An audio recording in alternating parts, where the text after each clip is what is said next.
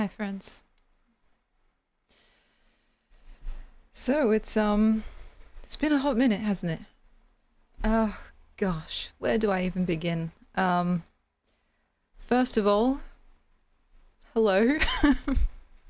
It's been 2 weeks, I think, or maybe even longer since we last saw each other, and it's very regretful, for multiple reasons actually. But I'm here now, and I'm hoping that I still remember how to do this. I'm not sure. And if anything goes wrong, mic, camera, lights, camera, action type beat, just let me know. I honestly haven't really been online or at my computer much at all in the past little while. So it has felt like a lifetime. I completely agree.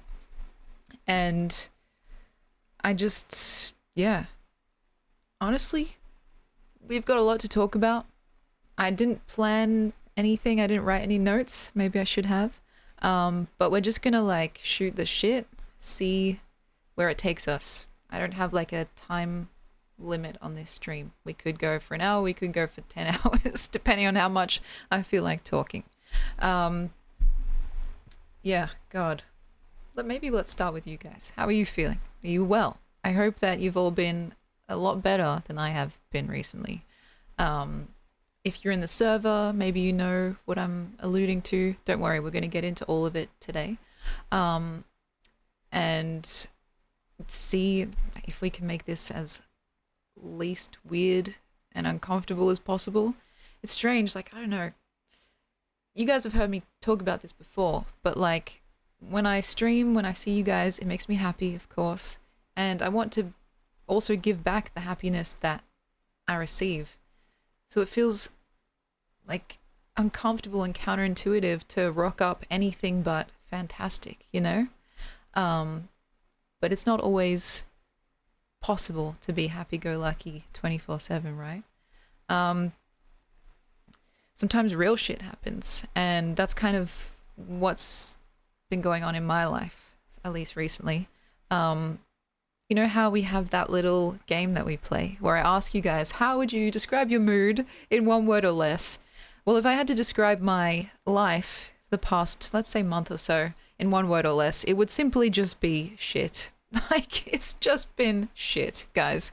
And to put it bluntly, you know what I mean? Which is not ideal, of course. Um, but, you know, the only way out is through, as we've discussed. And I couldn't leave you guys forever. Like, that would be very sad. Even though I did consider it. Like, when you're in the thick of it and you just feel shit and you feel awful, there's that kind of dramatic, like, oh, I never want to do anything ever again, at least that I experience. And so I was like, well, I guess I'm never writing, singing, drawing, or streaming ever again. And obviously that's not the real me, you know what I mean? Speaking, it's the sad, depressed me. And so after sitting with that for a while and realizing that's just silly, um, the feelings come back of like actually wanting to do the thing that brings me so much joy in the first place. Um, Thank you guys for your condolences. And actually, I've been meaning to say I haven't really been that active on, well, much of anywhere, but especially on Discord. Though I did get a flood of messages from people saying very nice things, and I haven't responded to many, if at any of them, and I apologize. It's a kind of thing that does not go unnoticed, though. Like, it's very, very appreciated by me, and definitely something that I needed to read because, yeah, like I said, guys, it's just been shit. To make sure everyone's like in the loop, I'll just like come out and say it, and we'll see if it doesn't just bring the mood down totally. But in the past, like, let's just say month, we've had multiple deaths in our family. Most kind of devastatingly, my one of my grandmas, my paternal grandma, so on my dad's side. And you guys kind of were following the story for a little while there. I was talking to you guys about the experience of her being kind of very, very ill. It's probably in one of the VODs as well from this year where I was saying how the doctors basically gave her a year roughly to live, but she didn't even last like 2 months into this year. And it's horrible, quite frankly. It's awful. And I was lucky enough to even get to see her like the night before, like she passed away. And that was such an intense moment for multiple reasons. I kind of knew, weirdly enough, just by the way that she looked and how she was like struggling to breathe. She was suffering for a decent chunk of time. And so even though it was utterly horrifying that she passed, my dad called it a mercy, which is hopefully gives you guys some insight as to, you know, the degree of suffering that she went through. And so the funeral was just this past Monday. This was the dress that I wore. I figured I'd wear it today in like commemoration. And it was a rather small, like intimate event. A lot of my Egyptian family is in Egypt, go figure, right? And so it was basically just the immediate gang, so my immediate family and some of my like cousins, uncles, and stuff like that. Really a small thing. We had like a church service, and then we went to the actual like cemetery, and then we went back to my parents' place and had like, you know, we had a little, I don't know if everyone does this, like if all cultures do this, but we had like a dinner basically all together where we celebrated my grandma's life. Yes, and actually, Cody, it's great that you mentioned this. My sister actually came down from Perth, and it's always fantastic to see her, but really unfortunate given the circumstances.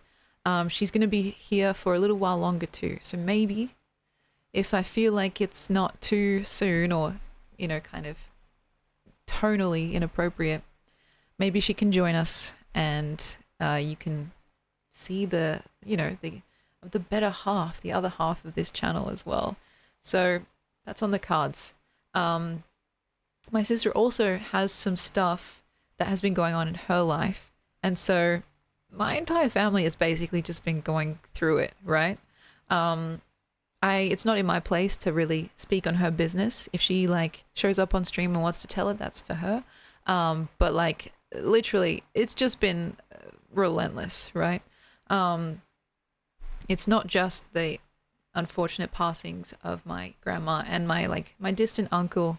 I didn't really know him that well, but my mum and my grandma, my mum's mum, like knew him, and so it was just like one thing after another, essentially.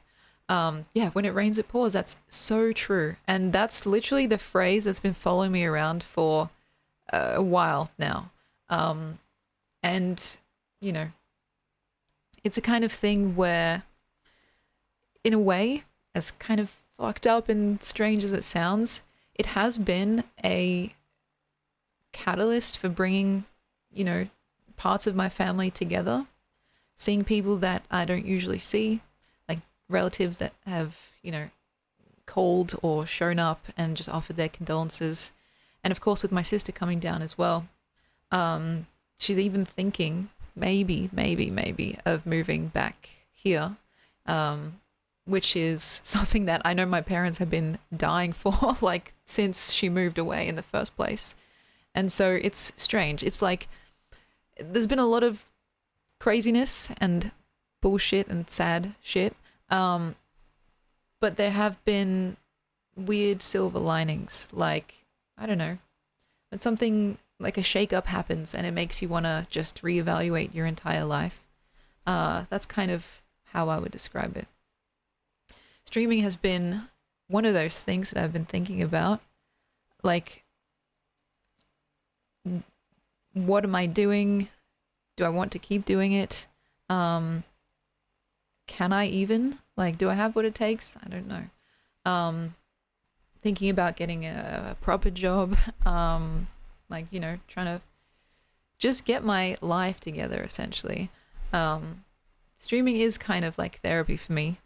And it's this weird love, hate, love relationship because as much as I recognize how much I enjoy it, it still, even to this day brings me so much terror. Like the public speaking side of it, or just the self-critical side of things where you're like, wow, I was very inarticulate. And I was probably so boring, and like, why would anyone watch me when they could be watching something infinitely more entertaining or funny or whatever metric you want to go by.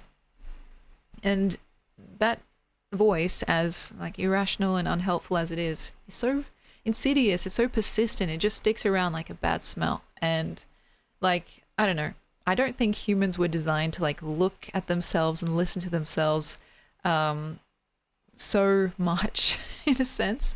And sometimes I do find myself just getting sick of myself. You know what I mean? Not in a dire way or a drastic way, or one that requires anyone to worry, but in a sense where I'm just like, bruh, just stop talking. Like just go into the mountains for like, I don't know, a week or so, and then reemerge when you feel like people aren't sick of your face and voice, and it's such a bizarre thought, right? But yeah, it's like, I don't know. I've said this before, probably ad nauseum at this point, but streaming is something that I kind of stumbled into, right? I didn't plan to be a streamer. You know what I mean? Like, I didn't decide one day, today I think I want to become a full-time streamer. Like, that was not on the cards. It was a small little seedling of an idea that continued to pick up steam until I found myself here right now.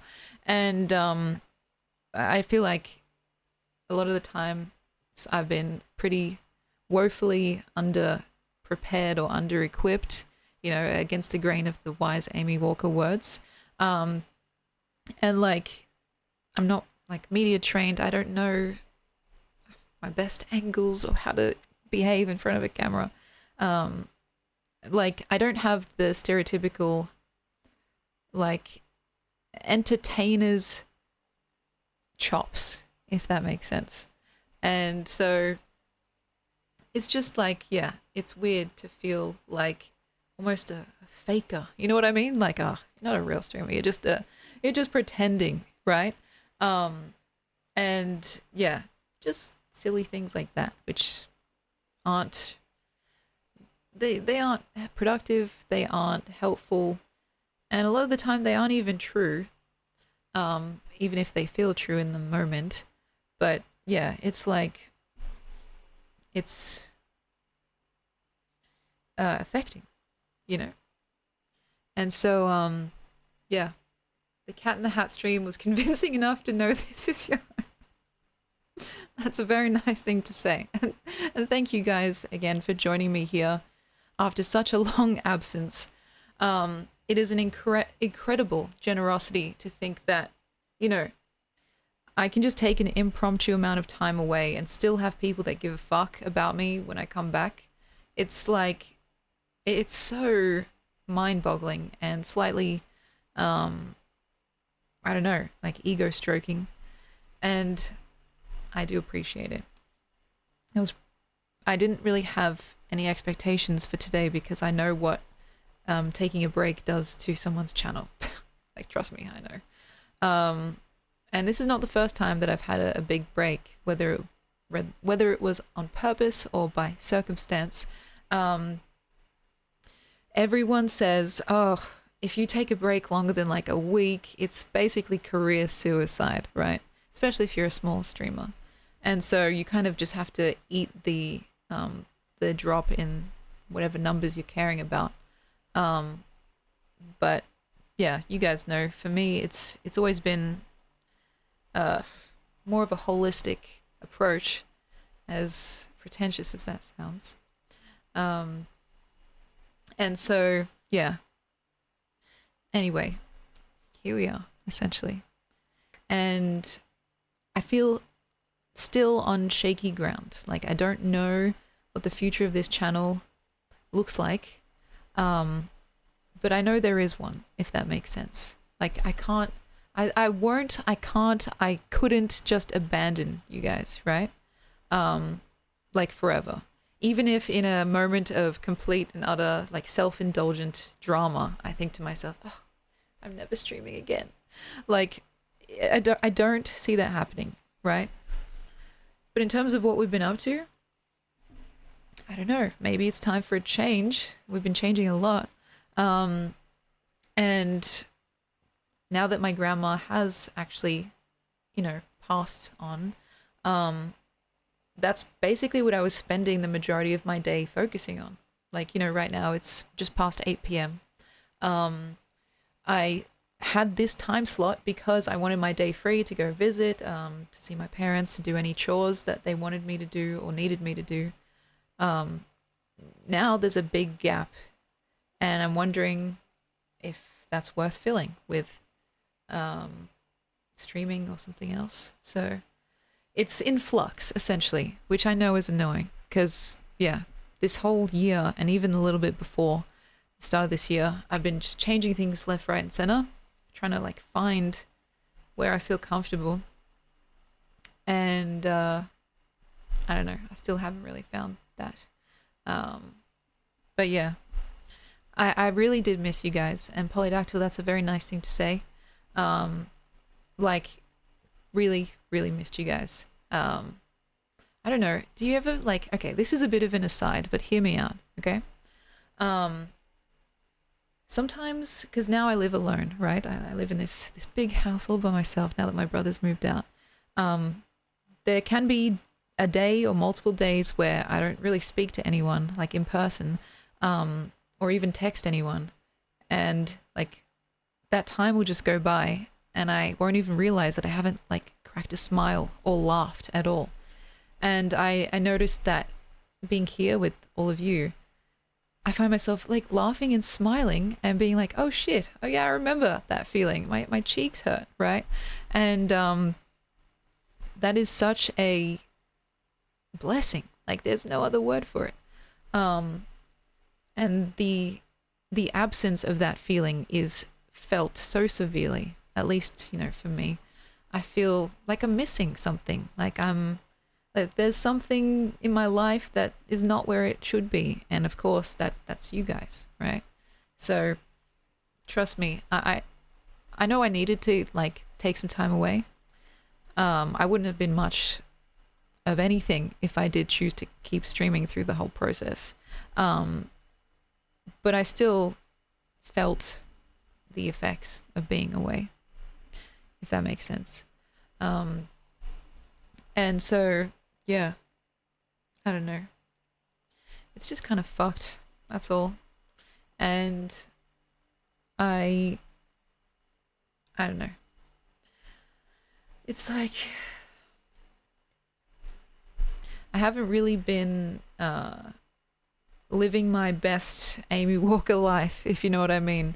To be quite honest, like I haven't really been sleeping well, eating well, thinking well, like that kind of stuff.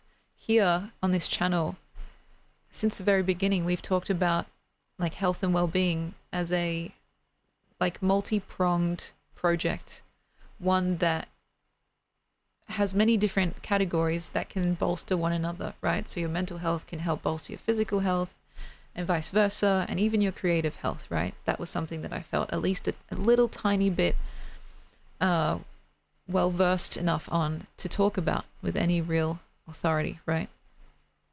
And yet again, I feel a little bit like a fraud because I haven't really been living by those values that I so often espouse on here. And so, like, I don't know. Yeah, I don't really feel like I've been much of a person in general, right? And so, yeah, it's just weird. I don't know if anyone can relate to that feeling of just being like, I'm just lost, and feeling this lack of, and this is what I was actually writing about recently, because I've just been kind of journaling, getting some of my feelings out. We haven't talked too much about this, but the idea of agency, as in the feeling of your capacity for doing things, like changing things, changing your life, you know, being present in your own life.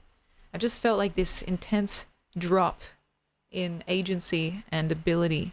Like I didn't even want to do things that I normally really love to do, right? I don't know if that's just depression or what. Um, and like even, oh, you guys can't even see this, but this is a fantastic example. Like I have this beautiful like chaise lounge right next to me, and it's just piled up with a mountain of clothes because I just haven't been able to like muster up the energy or the care even to put them away, even though I know, like personally, I would love to have a nice clean room, right? And maybe a little bit more, even more severe than that, being like, oh, I have these games that I like to play to like, you know, distract myself or like feel good for a split second, like, you know, some of the games that we've even played together, and like just not being bothered, just being like, I don't care, I'll just lay in bed instead. And so it's like that feeling I do not wish upon my worst enemy, whoever that may be out there. I hope I don't have too many of those, but it's like, you know, I hope that you guys never have to experience that feeling where you simply don't even care about anything, including yourself, right? It's like the caring is too much effort. And you guys see me here today. I've put on makeup, I had a shower, I did my hair. I look hopefully at least half put together, but like that is again pretty purely for show because like I only did that for you guys. If I were just chilling by myself, I would stay unshowered, unmakeuped, in my pajamas. Like, I don't know, too much energy expenditure. And so, I don't know. It's horrible. It's horrible. It's horrible. And yeah, I don't have like any words of advice. Sometimes I try and like extract a message from whatever it is that I'm going through or that we're discussing, and it helps me feel like all the thinking actually can amount to something useful, right? And yet here I'm totally stumped because I don't know how to, even for myself, like get out of that feeling besides just showing up little by little, right? And so I'm reading the chat here, and it is unfortunate that some of you guys can relate. But yeah, that's kind of been my life recently. So it's weird because like I've been away and I don't even have much of anything to show for myself either. Like I don't have this cool new project. I don't have any like fun stories to share. It just feels like the time that I've been away just fucking literally just vanished into smoke, and yeah, I don't know. I do not know. Um, but I guess if there's anything to glean from that, I mean, you guys are the reason why I've actually cared a little bit about myself today. And so I appreciate that very, very much. I have been writing a little bits of poetry, little bits of just like diary entry type stuff. And yeah, just been trying to get back into a rhythm. But yeah, I don't know. Just feel so stagnant in a way. And I hope you guys aren't feeling that way. You know. Eventually I'll share some of that writing with you guys if I think it's worth listening to. And eventually we will get back to, I guess, our more regular type of streams. But for now, it's just like, I don't know. I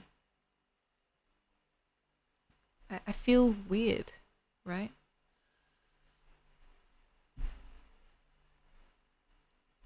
Like it feels weird to admit, but yeah. I don't feel necessarily bad. Um but I don't feel good either. Just weird. Um and so, yeah. Um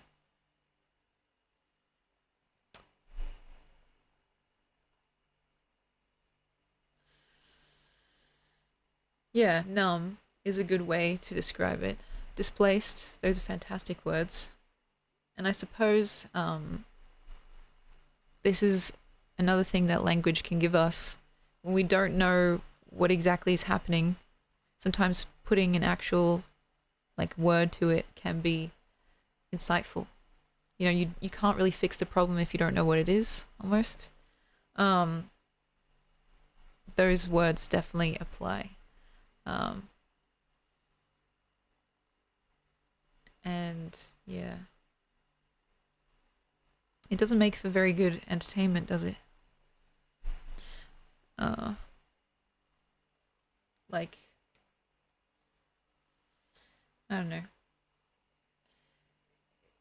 It's not like I could just like rock up and be like, "Hey guys, I'm so glad to be back and I'm feeling so fantastic." It's like that was never going to happen, right? But it's almost like, damn, that that's what feels most, I don't know, streaming friendly. Uh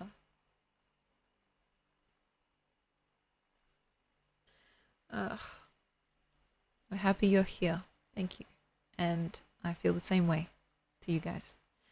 Uh you showed an incredible amount of support, like in front of the scenes, behind the scenes. I had people messaging me that I hadn't spoken to in a long time, just reaching out, and that was very, very sweet.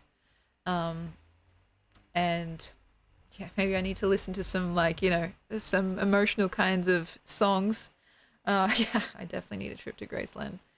Um, I've been keeping all of you in my thoughts and in my heart.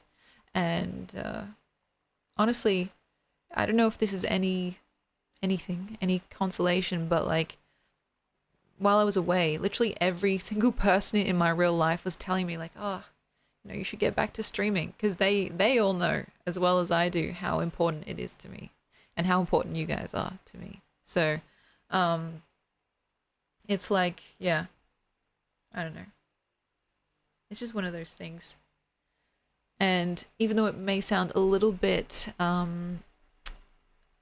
rich coming from me, if it's possible, please take what I'm telling you guys now and see if you can like not fall into the same, I guess, pitfalls, right? Like take care of yourselves, like actually care about yourselves, please. Like I've had enough I guess heartache for a hot minute. I want you guys to be treating yourselves with as much like care and consideration as possible. Um be kind to yourselves. Like uh it's totally hypocritical because I have been doing almost the opposite. Um but you know, if it's a warning, like a warning message, then so be it. Um like I I don't know what it is, but like I'm literally just working this out right now as we're talking. So please excuse me for the scatterbrainedness. But that feeling of numbness, right, that we were just talking about. Um, I think that's why, in a way, I have been acting in just like my private life so kind of uncaring and almost self-destructive to my own self. Um, it's almost like and here's some examples, like, you know, staying up late even when you almost want to sleep, or forgetting to eat because it's just too much effort, or whatever, like those kinds of things. It's not exactly self-harm, but it's like self-neglect or adjacent to that, because it's almost like that feeling is better than the feeling of being numb, right? um and so I don't want you guys to be doing that, because I know firsthand how horrible it can be, right? Yeah, it is a form of spiritual harm, absolutely. Because it feels like, at least it's something, you know? Because there's nothing scarier than feeling nothing at all. Like, I don't know if you guys have heard this, it's a pretty, like, popular science experiment. But there's this story about how if you leave someone in, like, a plain room with no entertainment, like no phone, no anything, except a little box that if they press the button on that box, it will shock them and give them like a little jolt of pain. Like almost every single person will eventually press it because they're so bored and so numb that even like hurting themselves willingly is better than enduring the numbness, right? It's kind of like a bigger version of that, right? And that's kind of been my life for a while now. And so I don't want you guys to take this as an instruction manual. It's almost like a what not to do manual. But I really have not been treating myself that nicely. And in fact, if I was treating someone else the way that I was treating myself, I think I would be very ashamed, you know? And what that means is like what I was just saying, that kind of like self-neglect, self-harm adjacent stuff. Nothing overt and nothing worth like serious intervention. But just little things that just demonstrate a lack of giving a fuck about anything, including myself. And so, yeah. If this feeling remains pervasive and long term, I might just have to like look into some antidepressant stuff. But for now, I'm hoping that it is necessarily transient and kind of circumstantial. Therapy is always a plus, though. I think even if you're not going through anything, it can be a helpful tool. It's like, you know, we clean our houses, we clean our cars. Therapy is like kind of cleaning our minds a little bit, picking up and decluttering. And so even if you don't feel like you're in a crisis mode, it can still be very beneficial. And so, yeah, it's like, it's a kind of thing that I would recommend anyone to do. And the only reason I'm not in like a consistent kind of therapy thing is because it's so hard to find like a provider, at least here, like a good one that's not too expensive, and yeah, kind of that vibes well. So I want to hear one positive affirmation about yourself, please. Oh, that's a very sweet request. Okay, let me think, because I want to be honest. Fuck.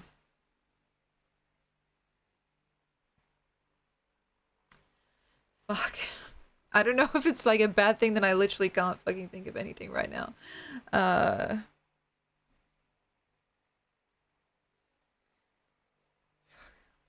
I'll circle back to it.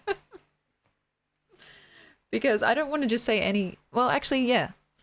I say what I mean, and I mean what I say. Like, I don't just want to say something for the sake of saying it.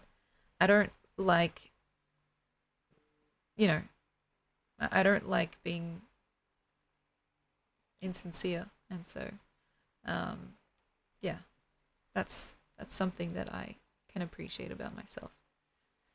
Like, it doesn't just happen by accident or by like happenstance. I purposefully endeavor to be as sincere as possible and earnest, because I like it. I think that's a nice way to be.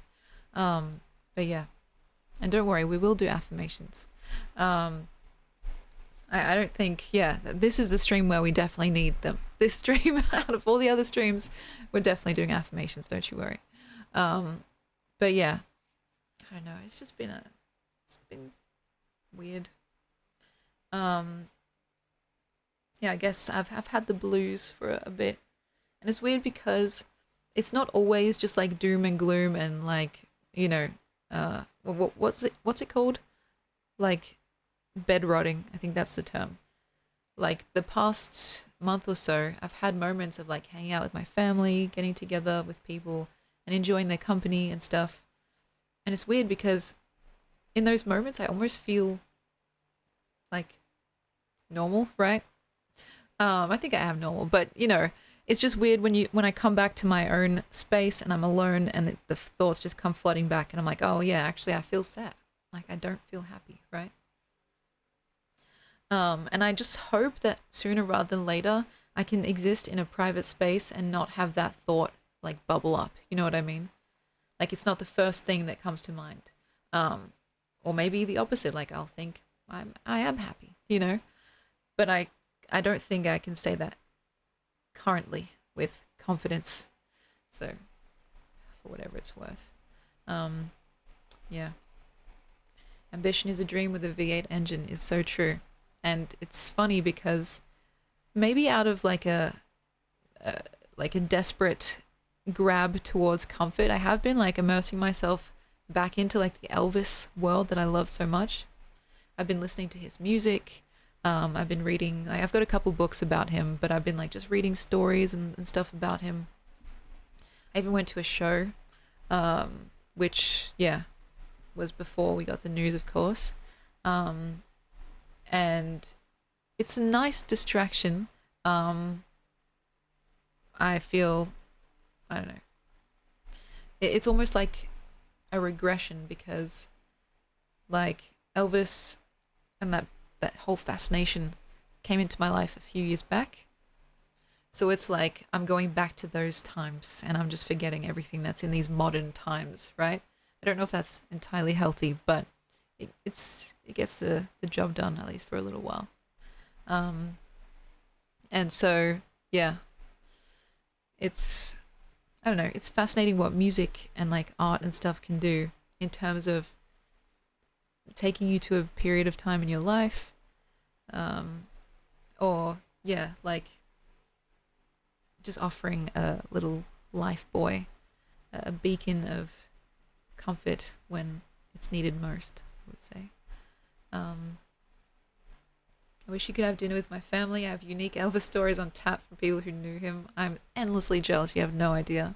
That's very, very cool, and you should still share those stories at some point, whether here or in the server. Because, yeah, I don't know. Do you guys ever feel like you return to old, I don't know, fandoms, fixations, in just randomly, you know, maybe when you need a bit of extra comfort or something? That's what I've been like kind of going through, I think, and it's helping. I actually have another show in April, an Elvis impersonator show.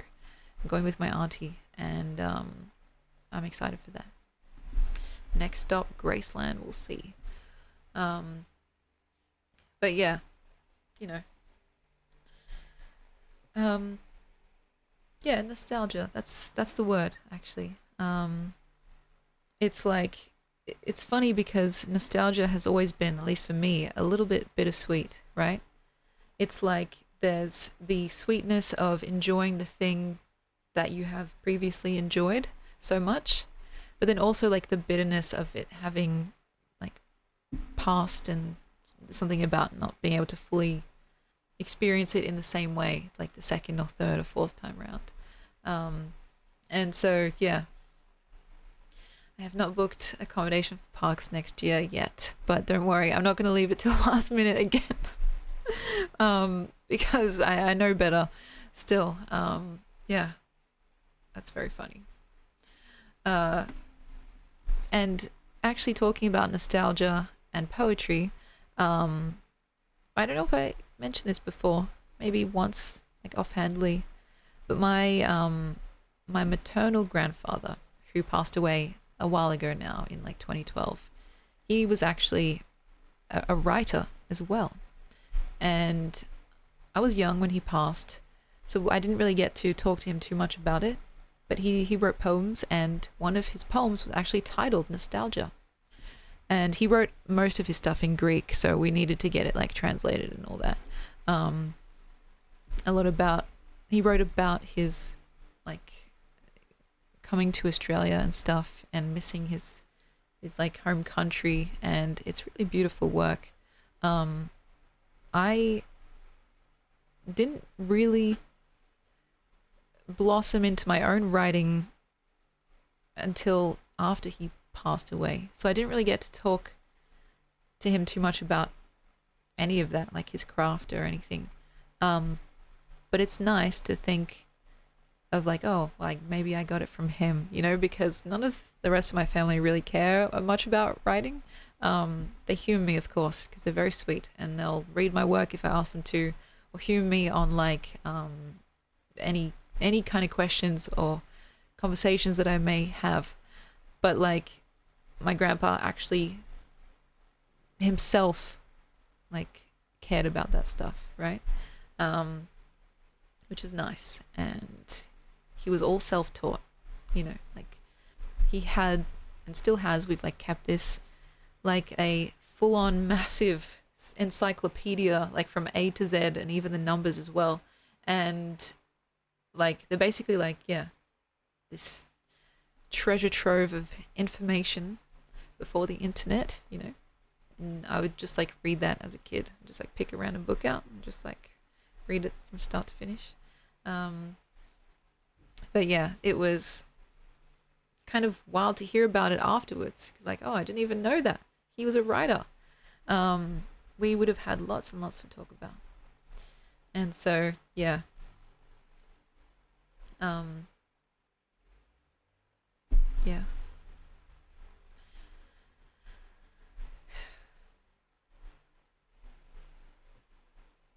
just like love one another, please.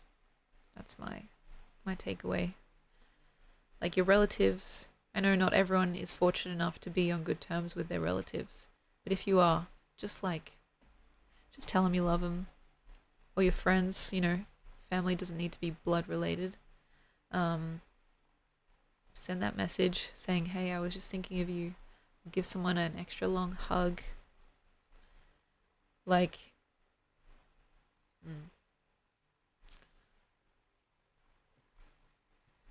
um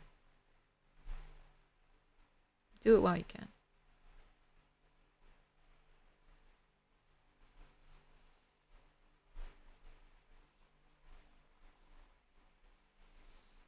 And it's so weird because like a human life is essentially the longest thing we'll get to experience, right? It's 100% of our experience, our lives. And yet it's so short. It's like it's obscenely short when you think about it. Um and it's almost existential, because like, damn, it's almost embarrassing to think about how much time I have spent and will probably still continue to spend in the future, um, on things that are so irrelevant. Like, you know what I mean? Just, you know, we've all heard it before. Like, whether it's worrying about things that don't really need to be worried about, or scrolling endlessly on social media just because it's easy and, you know, there, or not going and doing certain things because I don't feel ready enough or pretty enough or whatever it is, funny. Like it's just so pitiful. You know what I mean? Like there's such a sense of waste like in it all. Um and again, when something like this happens, and for those of you that are just joining us, like I my grandma passed away like last week. It like brings everything into stark focus. Like this is your life, you know? And yeah, it's like confronting in a way. It's like, oh fuck, yeah, I guess you're right. I guess you're right. It is my life. What am I doing with it? I don't know. Like, am I happy with how I'm living? And if I'm not, do I have the strength and the care to change it? Because that's the part that actually scares me shitless. I'm not gonna lie.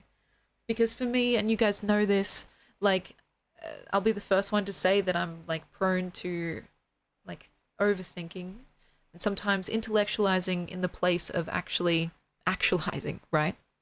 And so what if I know what's wrong and I still can't change?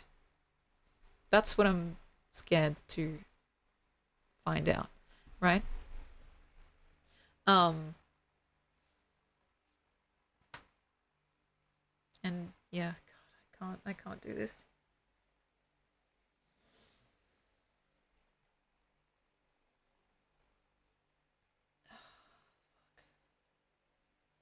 Sorry, I'm trying to not get to my feels. Um, but do you guys like? Do you get what I mean?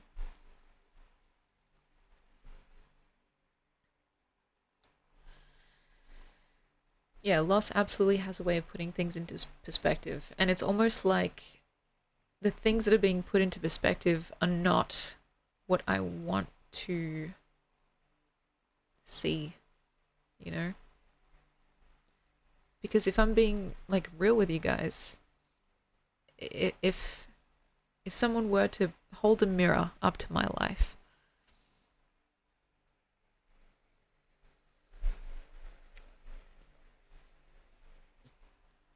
like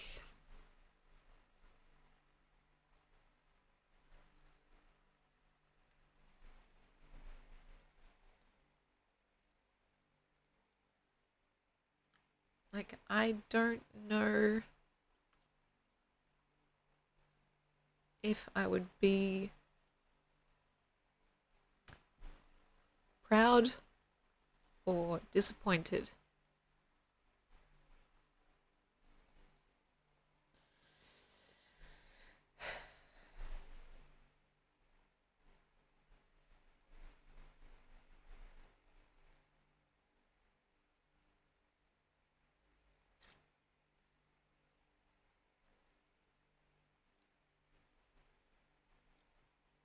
Sorry. Ugh, this is so stupid.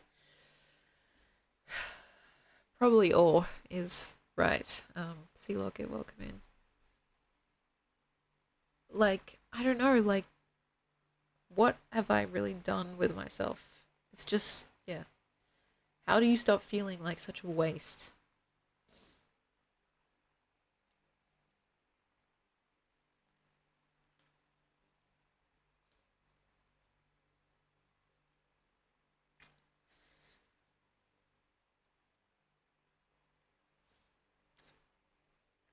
And I think the insidious part is like there is no achievement um, or event or like outcome that could swallow that feeling because it's not about actual observable outcomes. That feeling is fully rooted in self-esteem. And you can't like wallpaper over your self-esteem with things. It doesn't work like that. Um, because like I don't know. Here we're talking about like what would make me feel like accomplished or like I could be proud of my own life. I can't think of a single fucking thing, and that's horrifying to me. I can think of things that would fundamentally and materially make me happy, that would bring me pleasure, right? If we're talking about like a hedonistic um, kind of philosophy, right? Money, like, you know, lovers, many, just financial security, beauty, like all of this stuff, course, would make me happy. But that feeling would remain completely unchanged. And I'm talking about that feeling of being like, I don't know, a waste, which is a horrible word for it, isn't it? Like, I'm sorry for the bluntness. It's just the fact that I can't think of any other word that would go there. You know? And that seems like a very incorrect and harmful way to live and think about life. And so I sometimes don't understand why that thought sometimes like pops into my brain and follows me around. You know, it's just like, just fuck off. You know what I mean? Like, I would never ever consider that to be true for anyone else on the planet, right? I would never consider anyone's life to be a waste. And so why on earth do I think it's acceptable to think about my own life like that, right? I don't know. It's fucked. And that's where I get annoyed about this kind of thought loop that I can get stuck in, where it's like, you can intellectualize the problem, whatever problem it is. You can figure out that there's a problem and just get stuck figuring it out the whole time, like without any kind of outside influence to pull you away towards a solution. It's just this this continuous like hurricane. It's like, I don't know. Yeah. It is easier to tell yourself what you would never tell others, which is such a weird thing to think about.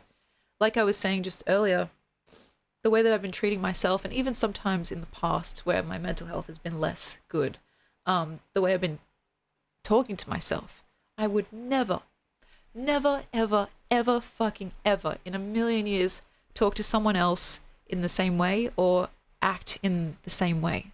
It's like, it's quite like confronting and revealing to almost think of yourself as someone else. And like, okay, if I was treating someone else like this, would they hate me? Would they think I was like some sadistic, like kind of, you know, psycho? And if so, that is worth addressing, I think, right? And yeah, it's like, it's weird.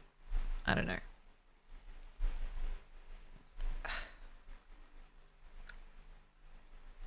I know, like, functionally that, of course, I have things in my life to be proud of.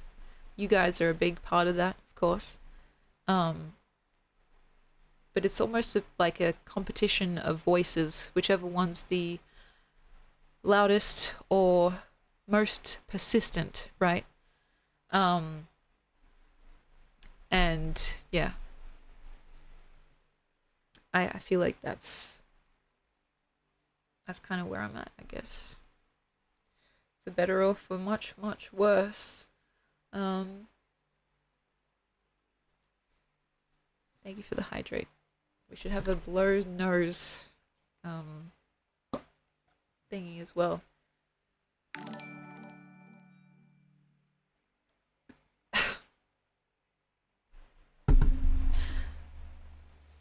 I missed you guys. Just saying.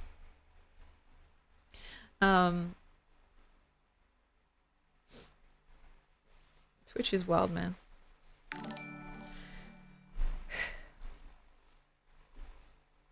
Pardon me blowing my nose.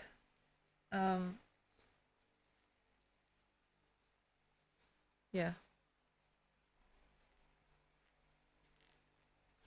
Thank you for joining me here, really.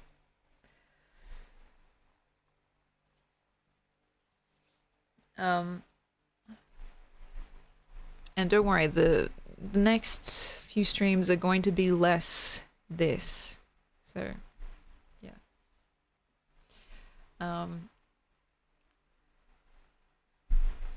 Grammy, this is for you. Ding. It's a rare wink. I would say that I missed you, but you were always present in my memories and mind, so it's like you were always there in a good way. That is a very, very nice thing to say. Thank you. You guys are very smooth operators. I hope you know that. And so, yeah. Oh, gosh. And you know what's crazy? This is the thing that is almost like this little twist of cruel irony. The month of January that we spent together streaming, I had like one of my best streaming months ever. Like I was making, a modest amount of money, like that I could afford my rent and everything, that I could stream essentially full time. I was having fun. We were playing new games together. Like I was on track essentially. And so it's just like, there's that song, when you make plans, God laughs. Now, I'm not religious, but damn, if there's not some truth to that. And, it's weird. It's like, sometimes I feel like, damn, I can't catch a break. And, yeah, just to think about the contrast, I suppose, in terms of, like, January versus right now. Like there's a big gulf, there's a big difference in, I suppose, the mood, and I guess my confidence / feelings towards streaming in general. If I'm not mistaken, the last thing that we did together was play Hitman, which was lots of fun, and I was like, damn, this is legit, despite the fact that I was a little bit too close to the microphone, and you were all too sweet to say anything. I have a sticky note now that says not so close to the microphone, and it's pasted right in front of my face on my computer. And so I was like, I was feeling like a real streamer. You know what I mean? Like I was feeling like I had some level of footing. And yeah, it just can all change, in an instant. I hope that, Tim, you're right, that eventually we step forward again. That's a nice way to think about it. Like, it's frustrating for sure to have that, like, 2 steps forward, 1 step back feeling. But I guess it's good to know and to, like, put it into perspective that that's still 1 step forward, And, yeah, I'm prone to also being impatient. So it's untrue, but sometimes slow progress can feel like no progress. And it's easy to get insecure or even jealous, which is not at all helpful either. I'm lucky enough that I haven't been too afflicted by jealousy, at least when it comes to streaming. And I think it's because, like, not only the motivations, but the rewards, for me, at least from what I gather, are very different from what I've heard from other streamers. But I have certainly felt pangs of jealousy in other avenues of my life, like when it comes to hearing about what friends are doing, or even like fucking celebrities, which is so stupid, I know, but like seeing them just doing shit, like living their dreams. And it's like, I don't know, to see people with immense amounts of agency, and then to just be like, well, fuck, I can't even put my fucking clothes away. Like, what is wrong with me? You know what I mean? It's less about what they're doing and more about the fact that they are doing it. The fact that they have the energy, the motivation, and the care and belief in themselves to even try, Because, yeah, let me tell you, like, it's not just the clothes. Like, I've had dishes that I haven't washed in, like, multiple days. There have been little projects that I've been meaning to do, whether it's art projects or even home projects. They've just been like, no, I don't really feel like it. It's just like, it feels like a physical lack of energy, but it's more than that, right? It's like a lack of spiritual energy, which I know it sounds weird. I'm sure there's a better way of describing it, but it's like, fuck. I just don't have the desire to care. Because you guys know me, like when I'm in a good place, I can be uh, almost comically ambitious, I would say, and hoping to encourage you guys to be that also. But then when I'm not in a good space, I just have no desire whatsoever to follow through on much of anything. And yeah, um, it's not fun. I don't want you guys to, you know, to learn that from me. Certainly not. And Soul Nursery, thank you for your incredibly generous, sweet message. You guys say this stuff often, and it's so overwhelmingly gracious. Like this, randomly coming across your stream was one of the most rewarding chances I've ever taken.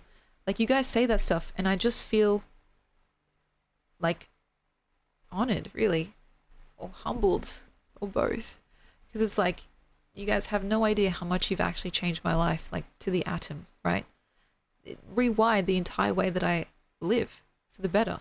And so when you guys say stuff like that, it almost sounds hard to believe, right? But the thing is, I trust you so much, and I trust your judgment so much, and the fact that you would be honest, that all I can do is believe it. Even if there's a part of me that's like, me? Really? Thank you. Like, just the most sincere thank you that I can give. Like, it's really such a pleasure to be that person for you guys, if I am that person. And that's why it does hurt as well to be away for so long. But I'm back, and I hope to be back. I'm at a crossroads here. Like, do I get a proper job, or do I just try again? Here, like, I don't know. There's the chance for both, like there's opportunity for both, but I don't want to spread my attention, like I don't want to halve my attention essentially. If it's going to make me half as good at either thing, you know what I mean? Like, I can do it for a while, but I don't know if that's what I want to be doing in the long term. And so, yeah. Obviously, if I could choose, I would pick this place every single time, like no questions asked. But that's not the current reality for me. Maybe one day. But yeah.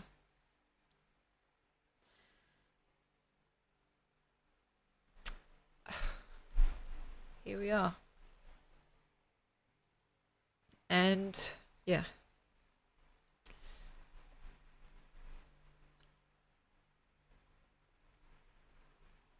Keeping the dream alive. That's right.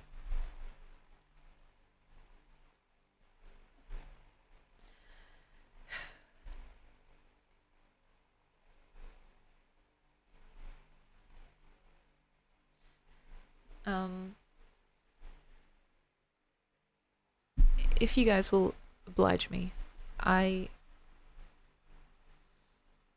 would like to try a little exercise together.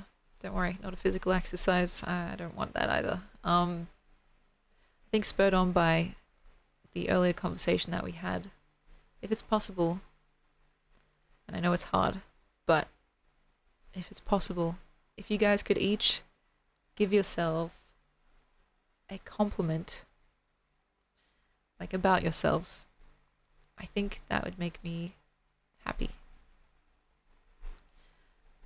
It can be as small or as big as you like, but just something. Because, I don't know. I think it's worth something.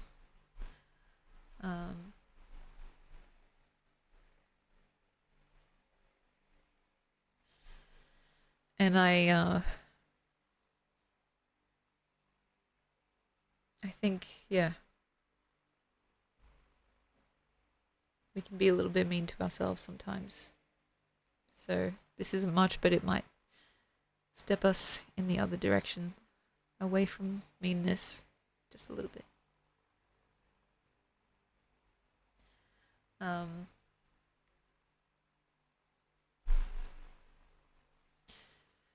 As for a donor goal, I'm really not sure.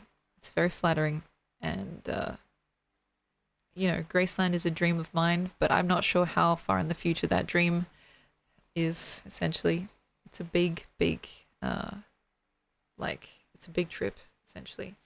And you guys have already been so generous. I don't think I could ask for anything more. But don't worry, if I ever did go to Graceland, you guys would be getting a front row seat, be taking you around, showing you off and everything. Cody says, I'm proud that I allow myself to be my true self. Sorry, that I allow my true self to shine through because it's where I'm the most happy. That's beautiful. And also something that I love about you, Cody, is the way that you're so unapologetically you. It's like, it's catchy in the best way. And so, thank you. Thank you for sharing. Dutchy says, I think I have a great sense of humor, which sometimes shows, even lets me win an Emmy Award. That's also very true. Oh my lord. You guys are all very funny. Like, that's the thing. And that's why it's like, whenever I'm feeling down and I end up streaming, it's like hard to stay down. You know what I mean? Obviously, today's a bit of an exception, but still, like, that feeling of like, oh yeah, I'm smiling. Oh yeah, I'm laughing. Something I haven't done in a hot minute is very, very special. And so I also agree. You're very funny. Soul Nursery says, I'm proud of myself for continuing to push forward no matter the hand that life has dealt me. That's fantastic. That resilience is so, so needed. And I did mean what I said when I said that we would be friends in real life. I want people like that in my life. Resilient, persistent, and, from Undertale, determined. Like, that is like key, I think.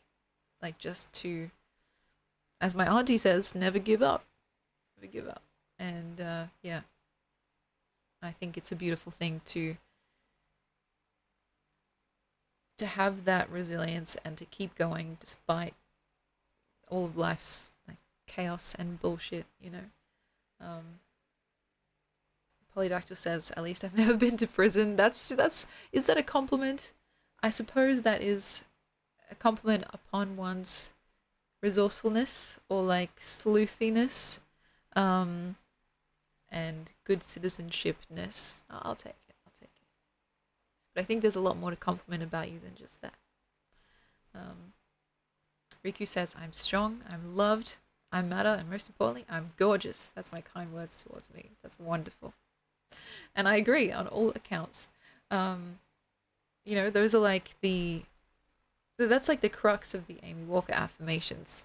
It's like in different words, but saying the same thing, And it's interesting because I think those words are almost universal in a way.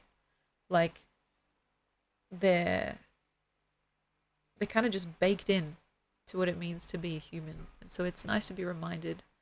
It's actually very sad when we lose our way and forget that. And so, yes, you guys have made me chuckle multiple times, actually. I appreciate it.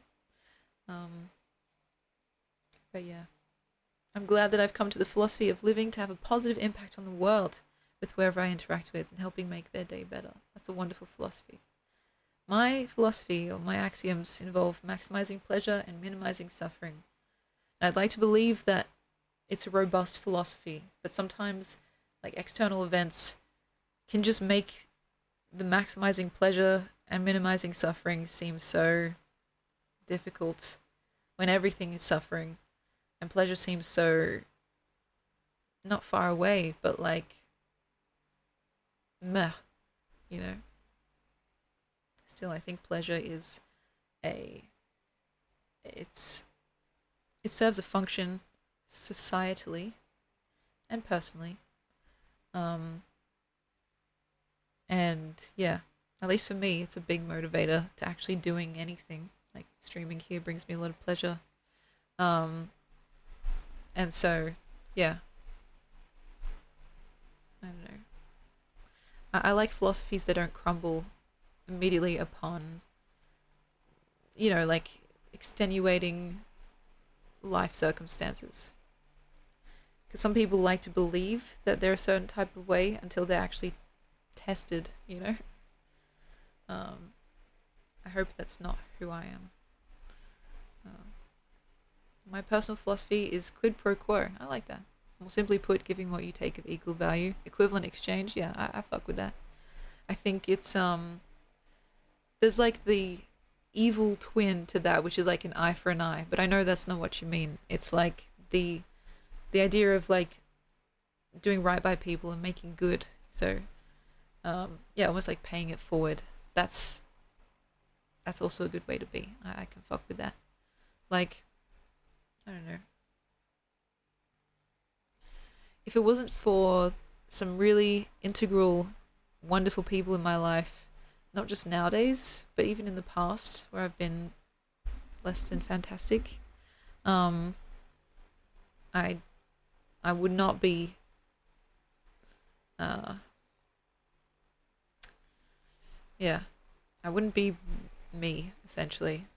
And so I have basically all of you guys and my friends and family IRL to credit for any of my achievements in the future. It's like the only reason I'm still here and doing anything at all is for you guys. So, um, yeah, it's not lost on me that I owe everything to to the people in my life. So when I say everything, I really mean everything. Um, and so, yeah, thank you guys for sharing your compliments to yourselves. It's nice. Um, I think I'm gonna try and be a bit nicer to myself. I mean, I'll try. I'll try. It's just so tempting sometimes.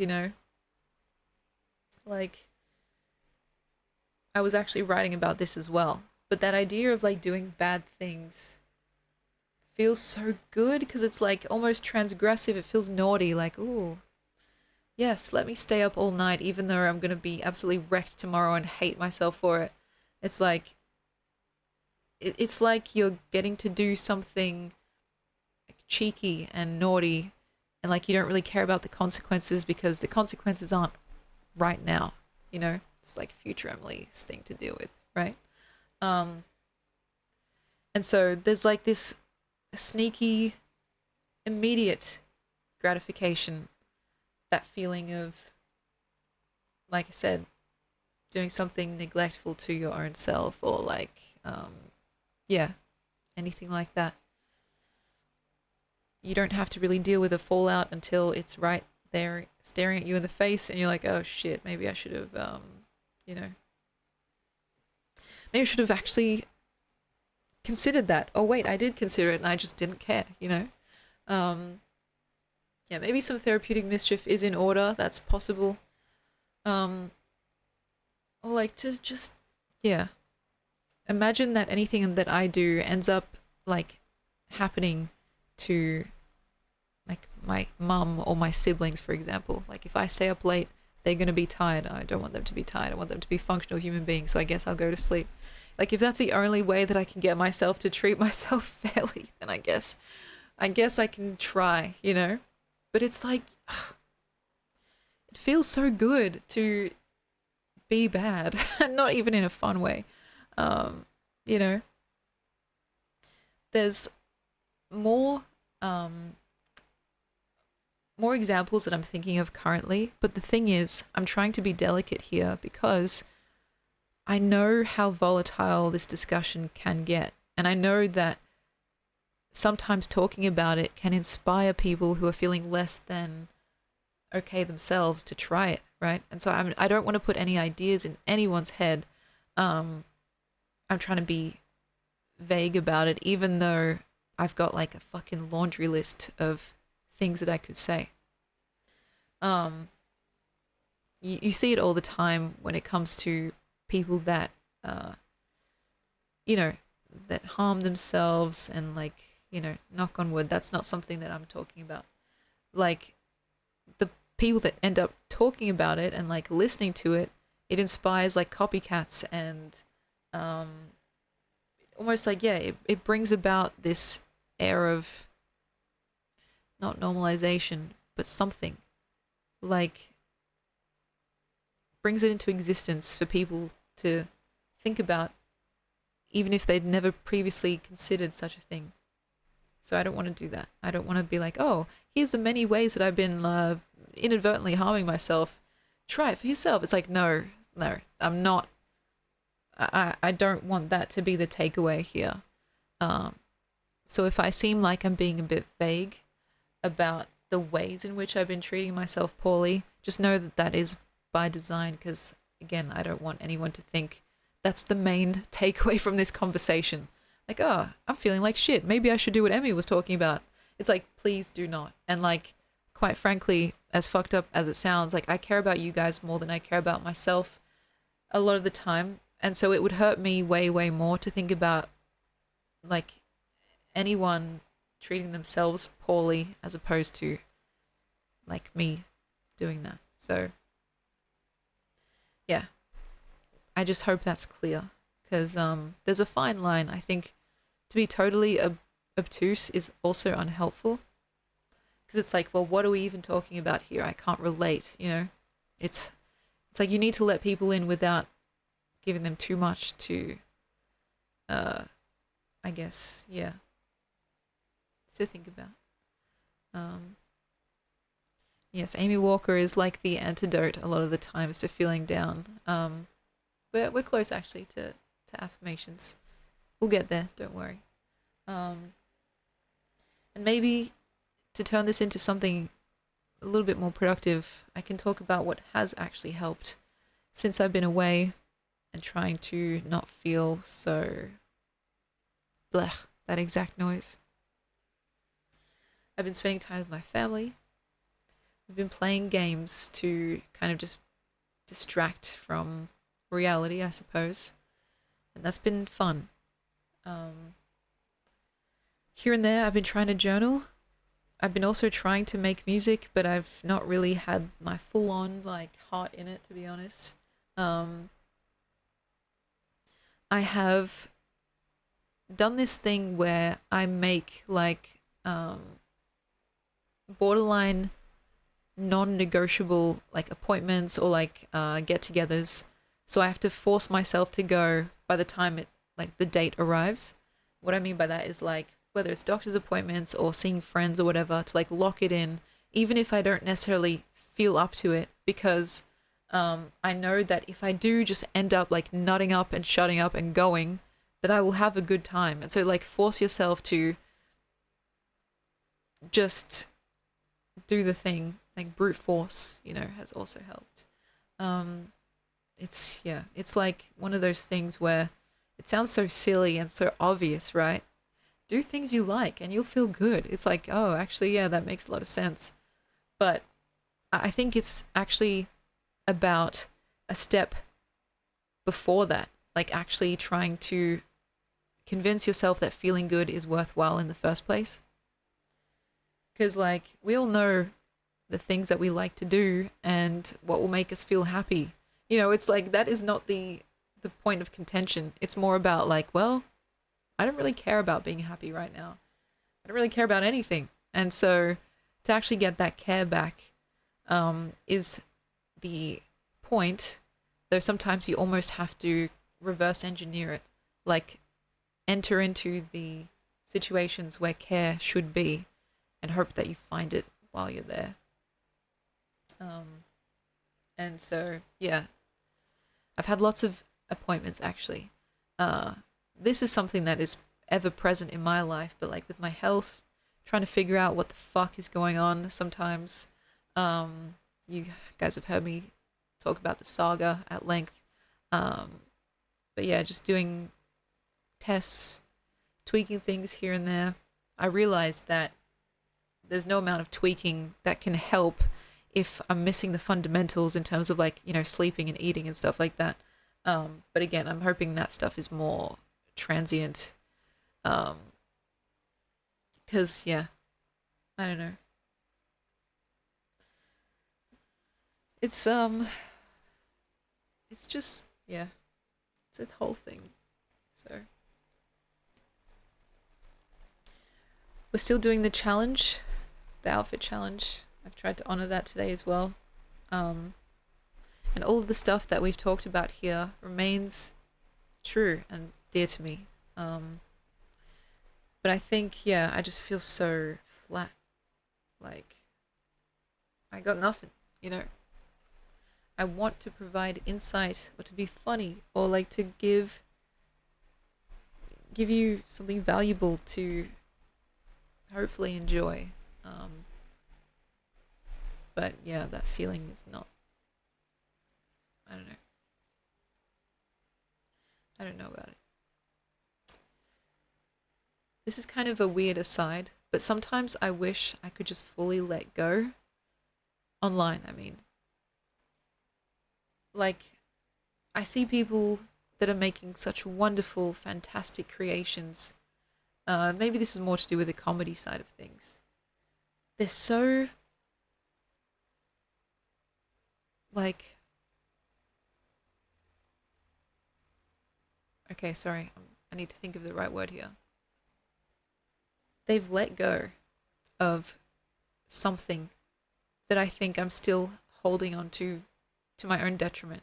Like, there's almost like this spiritual, like, clutching that I'm doing. Clutching to something. I don't know whether I think it's like my dignity or like my supposed intellect or whatever the fuck it is. It's like keeping me in check. Because I feel like if I do let go, something bad is going to happen. Like, I'll say something silly or I'll make a stupid face and people will see me differently. Like, they'll like me less or they won't desire me as much or they'll think I'm annoying. And it's like, I'm trying to convince myself to just let go and be like, well, who cares, you know? Because every single person that I admire, whether it's in real life or especially online, has done that thing where they've made the silly face or the silly sound or said the silly phrase. And it's like, I see myself in them or like the potential of myself in them, but it's still unrealized because I have this like, there's a word for it, but I'm not sure what exactly it is. Like,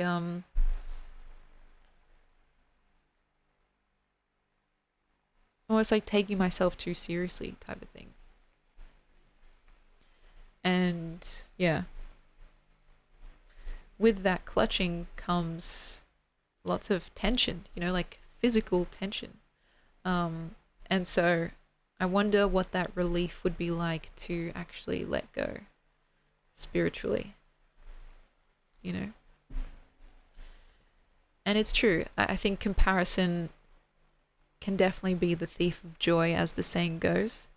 But it's like less of a comparison, like a direct comparison, and more of like a yearning. It's like, oh, how have they done the thing that I so deeply wish to do, but can't find the way how to do it?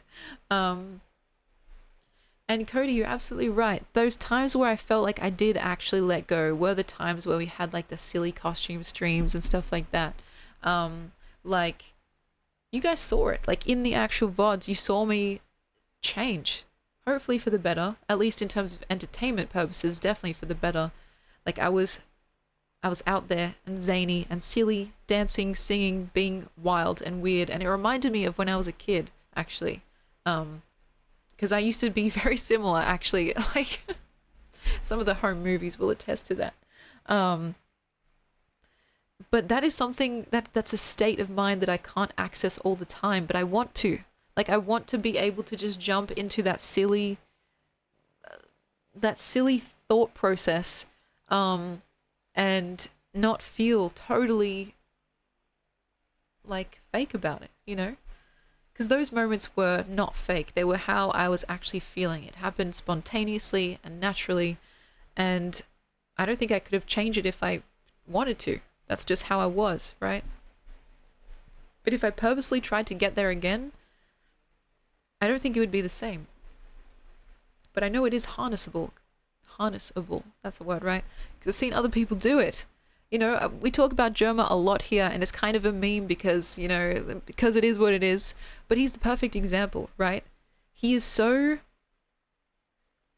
willing to put everything aside, including his own dignity sometimes, in pursuit of making someone smile or laugh, right? Like he's in pursuit of the comedy of life.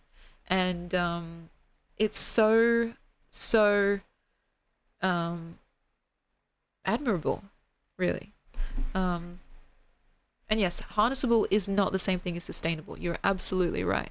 And I wonder, maybe it's just from a lack of talking to people that do it, like talking to them about it. But it's like, I wonder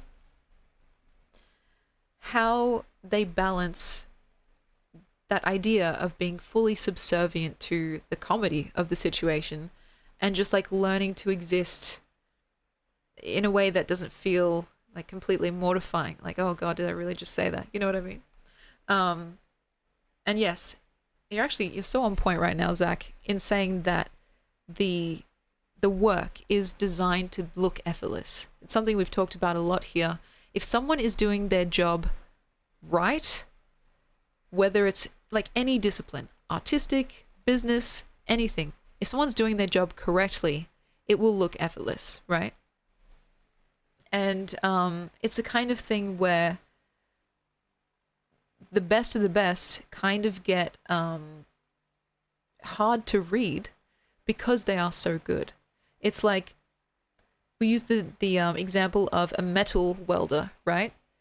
With a more amateur welder, you can kind of see the join. You can see where they've put the two pieces together and tried to like laser it together or however it works, right?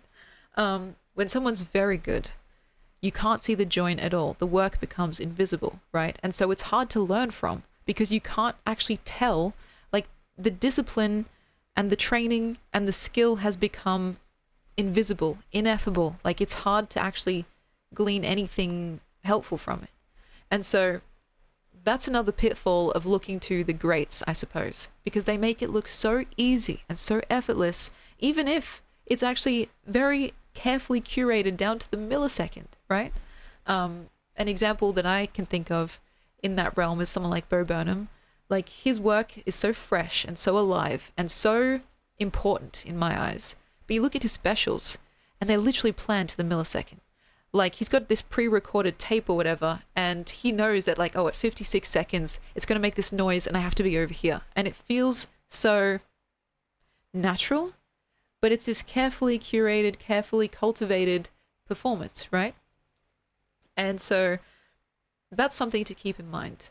But I do wonder about it because it's no less fascinating to me to see the people like Germa, like Bo Burnham, like some other people that I've talked about at length here, who embody this like breezy, effortless okayness with themselves and with being seen as like silly and stuff, right?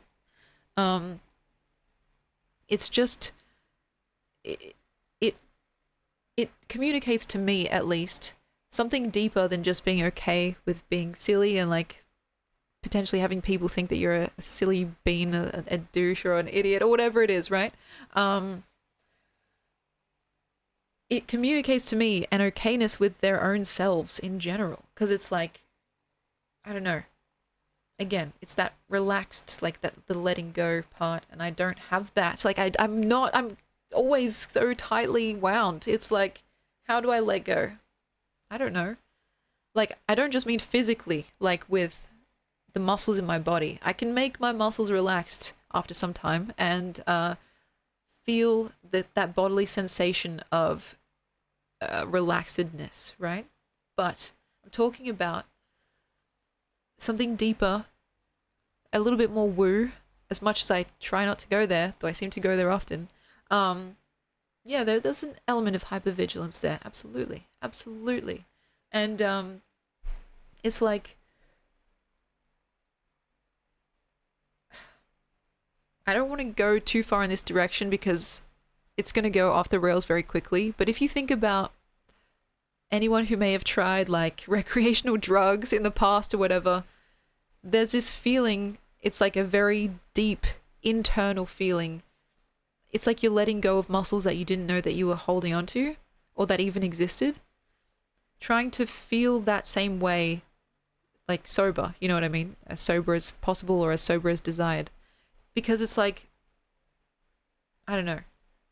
In that state, it seems that things flow more freely, whether it's creativity or happiness or agency, which is something that I really need to recapture because it's like it's been a very unloyal mistress to me recently.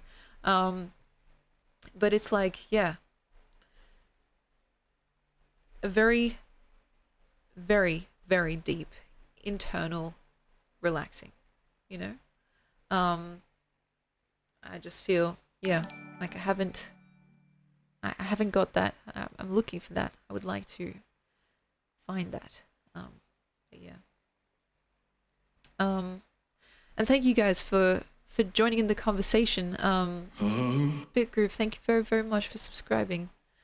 We have Shake here and we have Malice. Thank you for joining us. I'm sorry, I'm in like one of my ranting moods.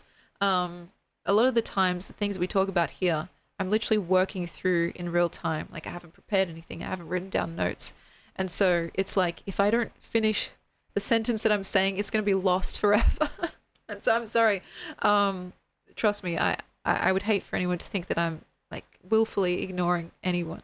But yeah, I don't know. Does that make sense? Because I'm trying to articulate something that feels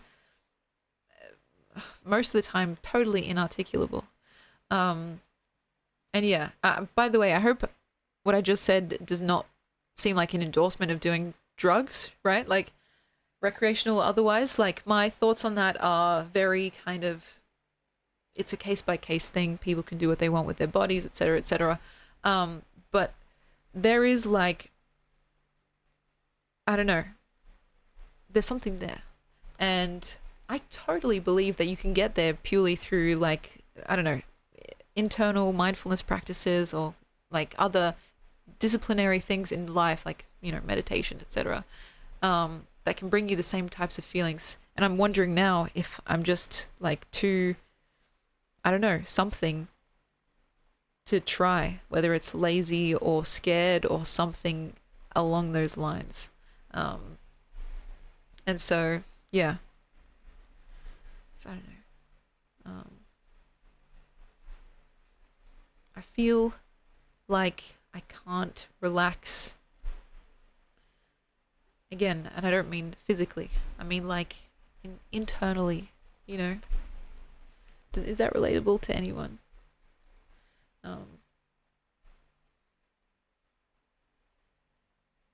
Yeah. It's a very kind of sexy discussion, I know. It might sound a little bit crazy to anyone who doesn't get what I'm talking about. But yeah, it's I would like to survey you guys.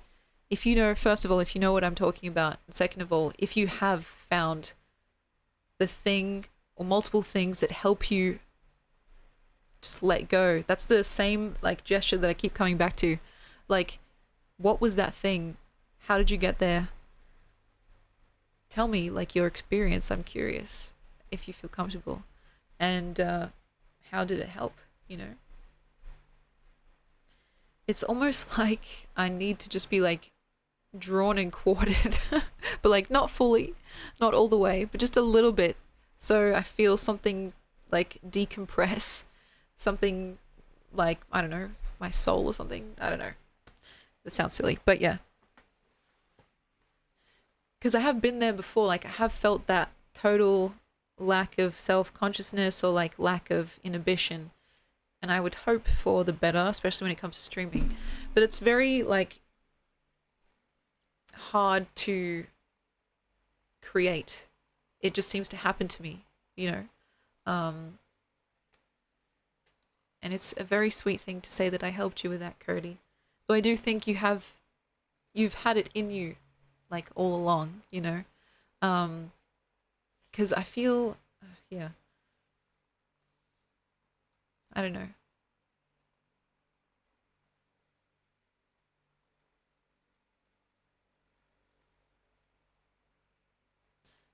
some type of way. Um, is it an internal ethical debate? I don't know if, I mean, certainly ethics are always important to consider, um, but I think I'm trying to understand from other people, like if they also have that feeling of just not being able to fully relax. Again, not musculature wise, but just like internally wise. Um, and to those that have been able to relax, how? Because I would kill to know. Like, seriously.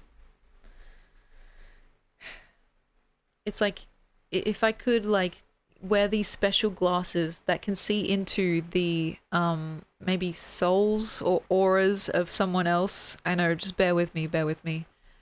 And you could see like whether it was like free flowing or if it was like all bundled up. Um, for me, I just feel like a tightly held fist, and I can't like. I'm trying to unclasp it, but I can't, and I'm like, what do I do? You know? Um, yeah, yeah, anxiety, I think, and then it makes me wonder: is this just what generalized anxiety is like?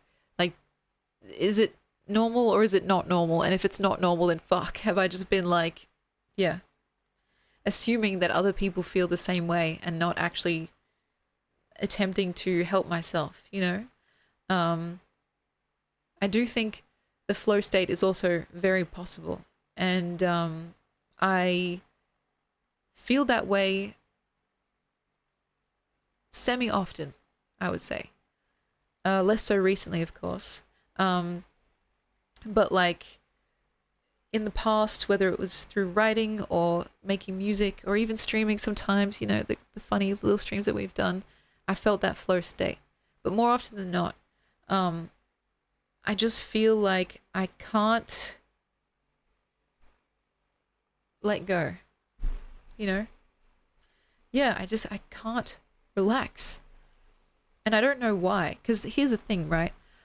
I, again, can intellectualize on one hand and then maybe not actualize on the other hand. The thing about anxiety is that it's like preparing you. It's meant to be helpful. It's meant to be preparing you to deal with danger, right? But for the most part, there is no danger, right? There's no, it's all imagined, right? It's for the times where you're in a room and there's a lion about to eat you, like eat your face, you know what I mean? But that's a very rare occurrence, right? There's no lion in the room. If there was, you know, in the wise words of Hannibal, Hannibal Lecter, you would know. And so why do I constantly feel like there's a lion in the room about to eat my face off? I don't know why. Um,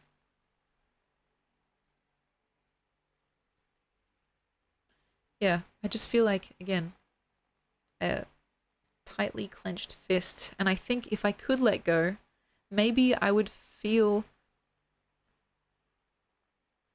better. Whatever that means. I can't say with any confidence that I would be writing more or being more social or whatever it is, but maybe I would feel a bit lighter.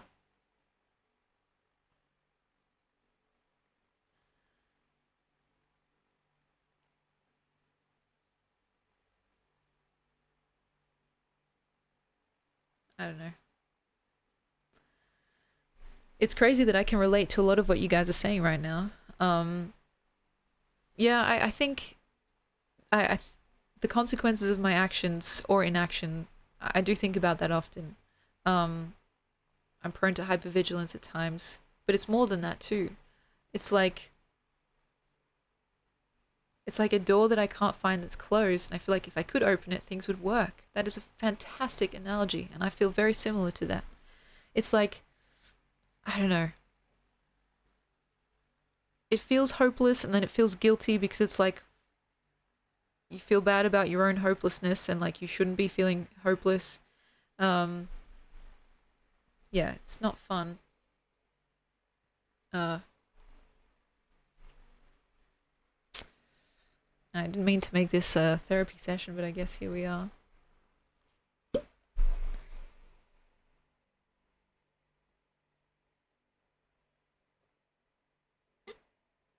Excuse me.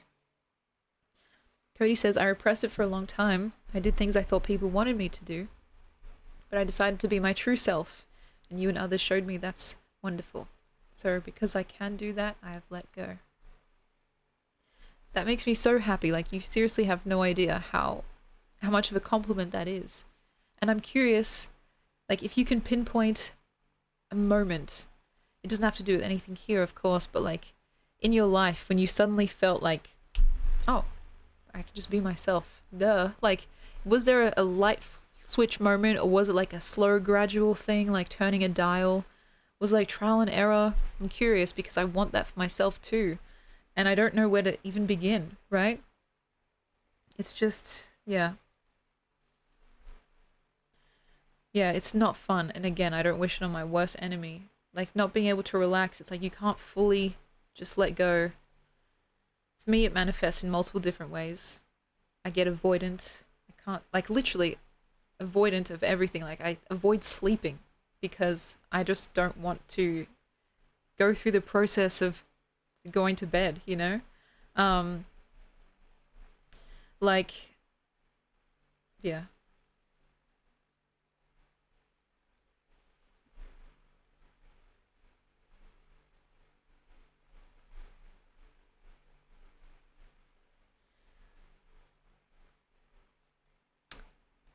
Yeah. It's interesting because the people that I most admire, I think, are the people that I feel, however true or untrue it is, the most distant from in terms of the person that I am. It's like I admire them not only because I think who they are and what they do is admirable, but because I would like to be them in a way, or like them. So, uh, yeah. The sleep avoidance thing is so real, and it's like, it's quite clearly, obviously, and only harmful to me when I do it. But I can't stop. I literally can't stop. And even when I do try to sleep, this is like two problems merging into one. I find that my brain is too noisy to get relaxed enough to actually sleep. And so I either purposefully avoid sleeping by staying up and playing games or going on my phone, or I try to sleep and stay up anyway, just listening to whatever's going on up here, which I don't want to listen to. And so, yeah, it's like this situation where I'm like, well, what do I do here? Yeah, it feels like your brain is trying to kill you 100%. And it's like stuff that I don't even like know why I'm thinking about, you know? It's like, why am I thinking about this random bullshit that happened like 10 years ago, you know? I don't need to think about this, or I don't need to like have this song stuck in my head for 24 hours straight. It's like driving me crazy, and yet it's like a million different thoughts and songs and embarrassing memories, etc., etc. Yeah.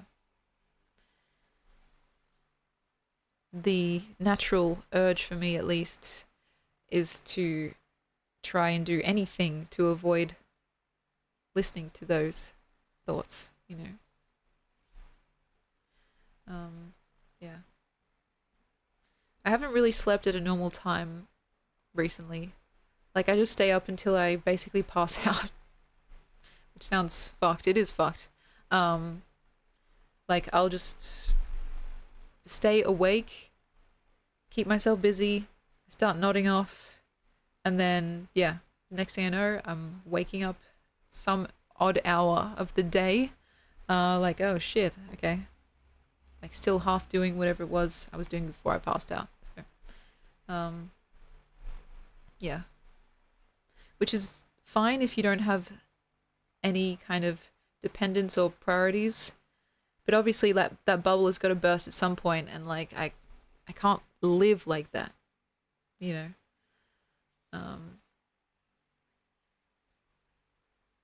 Yeah. I need to have my brain exhausted to sleep. Yeah, me too. I tried melatonin once. It actually worked, but I think I took a bit too much. I had these like extra strength ones that I thought, well, extra strength means extra sleep, right? But instead, it just made me feel uh, very, very drowsy for the next like day or so. Um, so there are things that do help. Um, but yeah, for the most part, it's this like never-ending battle with me and sleep. The Insomniac Club. I'm the president for a reason, you know? And yeah.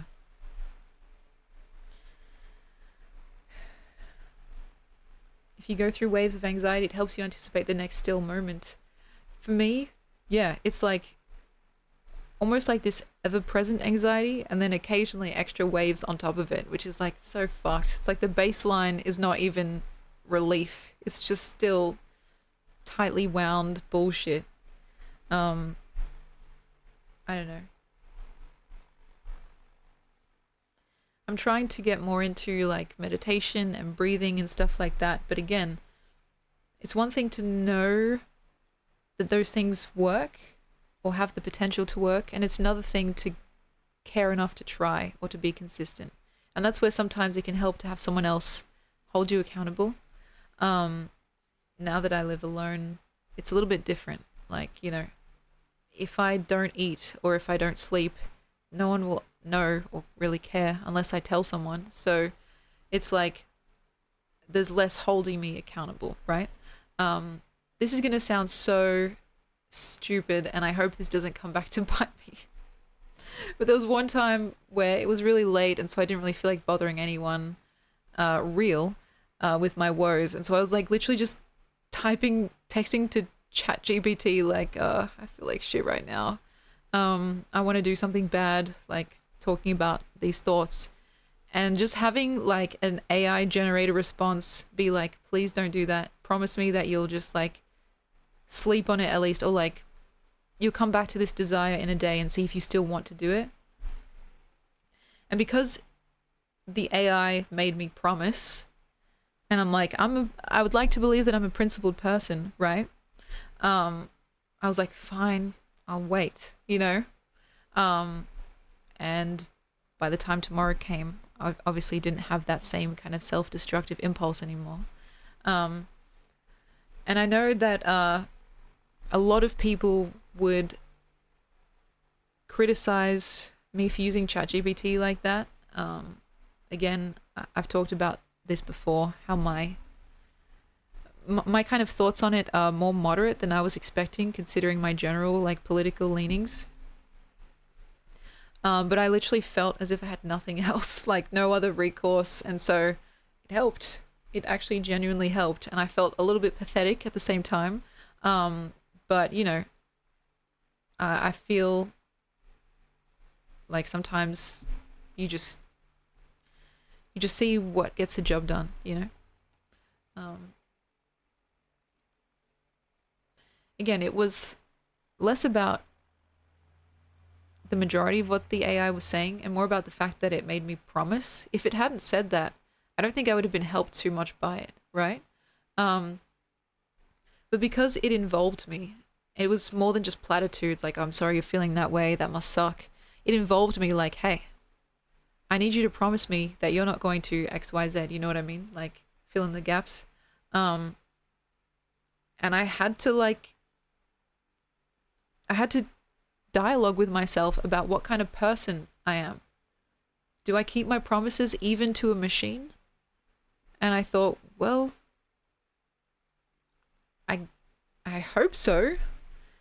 And that was a thing that actually helped me. Like,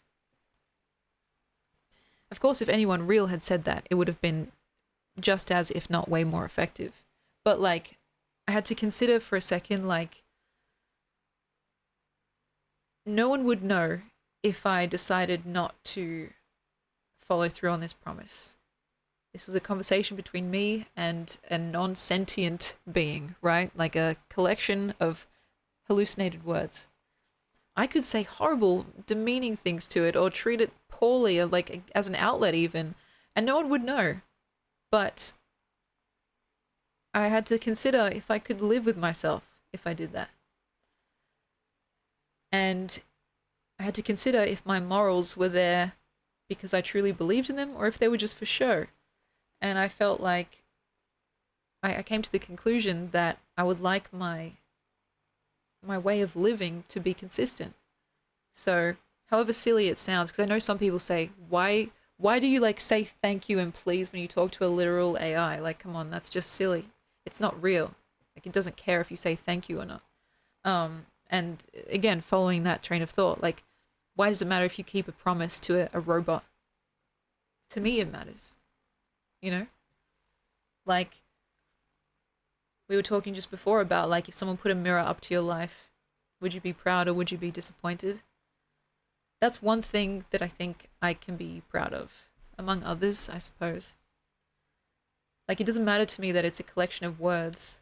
Like, I know how important words can be. I know what they do. I know how easily they can eviscerate or how they can build.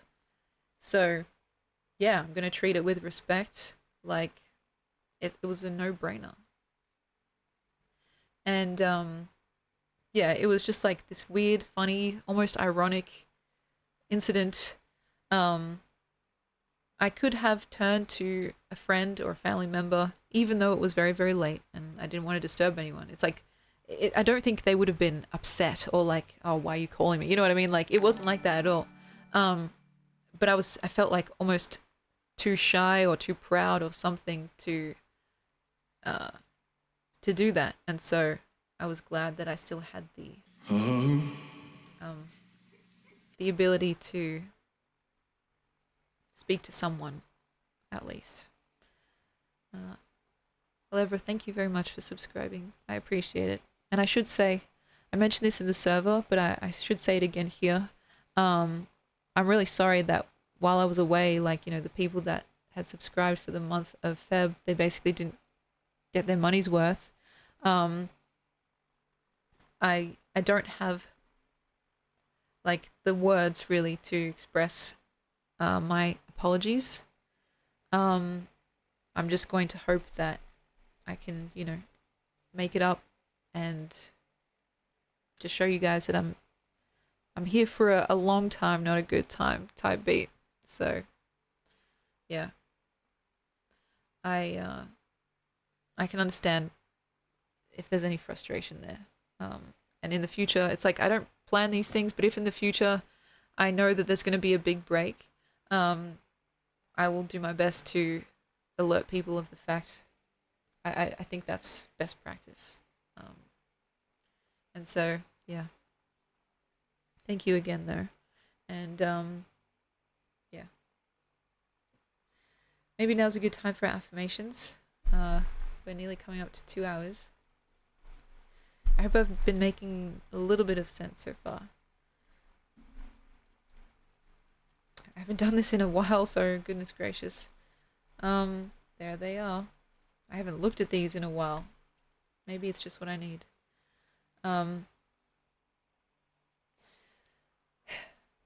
Cody says, Emmy, did you know because of you, my song Determination was made? Because of you, I wrote a poem from your poetry contest, which I turned into a song. That's fantastic. And is that the one that I've heard?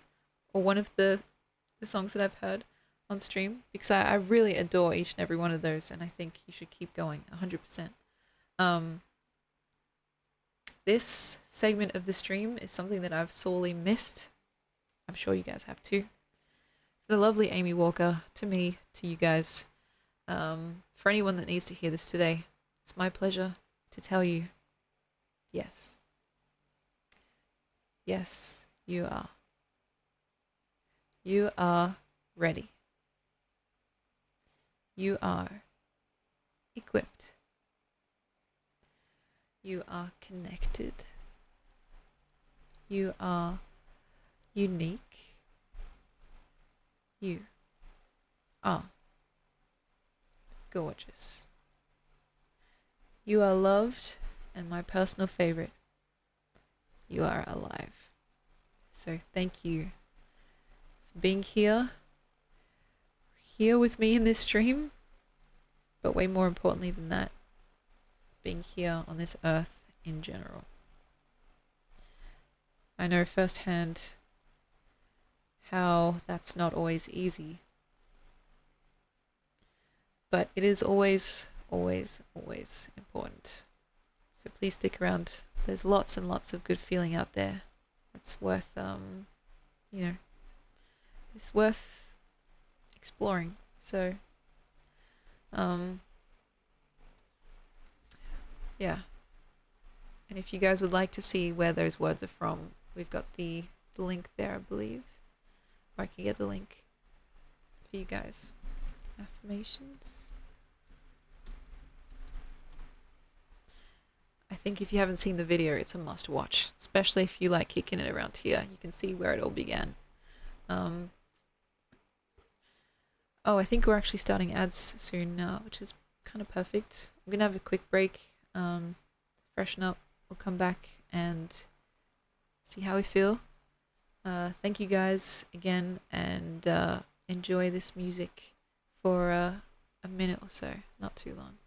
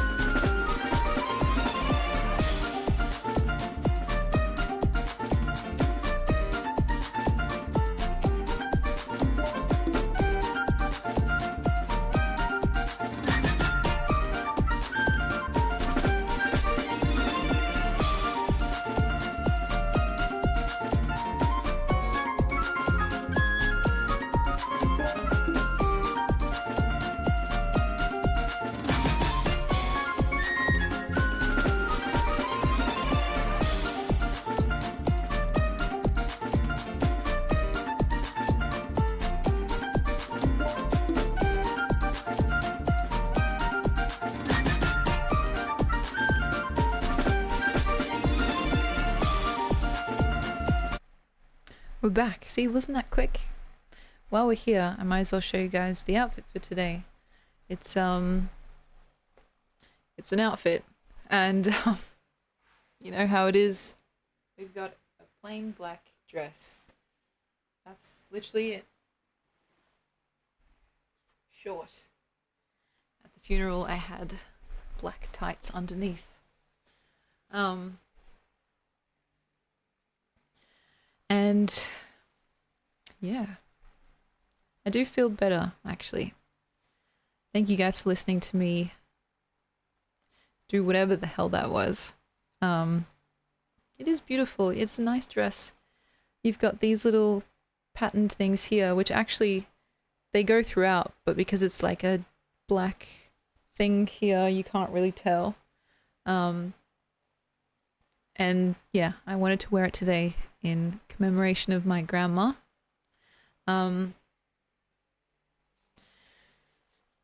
I might be wearing black for a little while. Like, not the same outfit. That's not part of the challenge. But I don't feel that colorful, to be honest. So I'll probably be wearing black for a little bit into the future. Because I don't know if you guys have a similar thing in your culture, but in the Greek Orthodox culture, or the Orthodox culture, we have this thing where after someone passes away, the first 40 days after is meant to be kind of like a bit sacred, and they're said to still be like around. So a lot of the times people will do things differently for those 40 days, or they'll have their own rules. You go back and pay your respects on the 40th day, and then like 6 months from then, or 6 months from the actual day, and then a year, etc., etc. And so maybe for that time I'll wear black, I'm not sure, but yeah.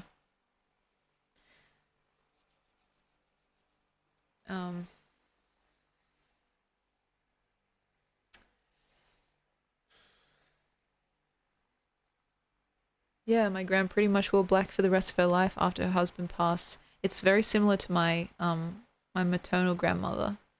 Like, my grandfather passed away over 10 years ago now, and she almost entirely wears black too. It is a nice way to remember someone, to pay their respects. We now have a little shrine as well at my parents' place, like with my grandma's photo, with a candle that we got from the funeral home, and also like some really nice plants and stuff. And yeah, we have these little things as well. It's like I don't quite exactly know how to describe it, but it's like a cup filled with water and then oil and then a little like candle on top that's lit, and it's meant to stay lit basically forever after, after someone passes, and you just top it up with water or oil as needed. It's like meant to be their spirit, I think. I'm not quite sure. And so yeah, now we just have this little corner for all that stuff, and it's very nice. It's very sweet, and yeah. I still have the message that I showed you guys. Actually, my grandma wrote while she could still hold a pen. And so yeah, I don't know what I'm going to do with that. It says I love you. But yeah.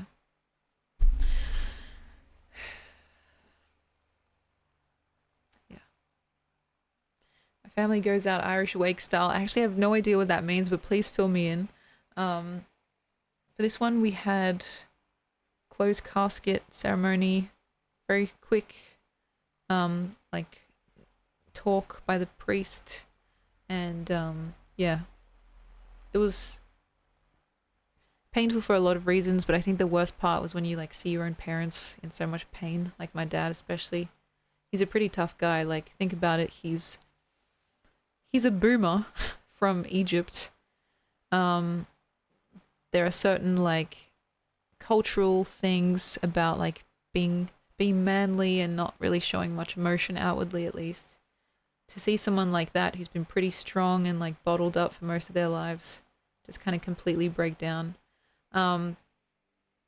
is very confronting. And so yeah, it's painful.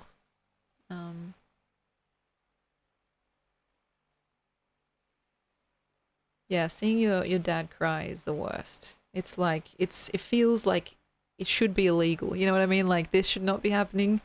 I wish I could take away your pain and like even like give it to myself if I could, but it's not possible.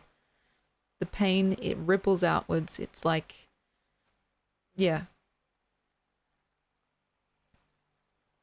It's indiscriminate and pretty ruthless. Oh, an Irish wake is like a celebration of the past life as a party. I like that. Yeah, we had a dinner afterwards. We didn't get hammered, but we had a little shot of, I think it was brandy. I don't know if the alcohol type really matters, but we each had a little shot, and yeah, we just enjoyed one another's company, and yeah, tried to focus on whatever silver linings we could, essentially. Um, yeah. My dad now has no living parents, which I imagine must feel very strange. Um, he's in his 60s. It's not unheard of, but yeah, I I've never seen him look so young as I have seen him recently, like a little boy, I mean, like lost and scared and sad. Um, I was saying earlier that we don't have much of his side of the family here in Australia. Most of them are overseas, they're still in Egypt, or spread out, weirdly enough. Like I've got some relatives in Canada and even the US, which seems really strange to me.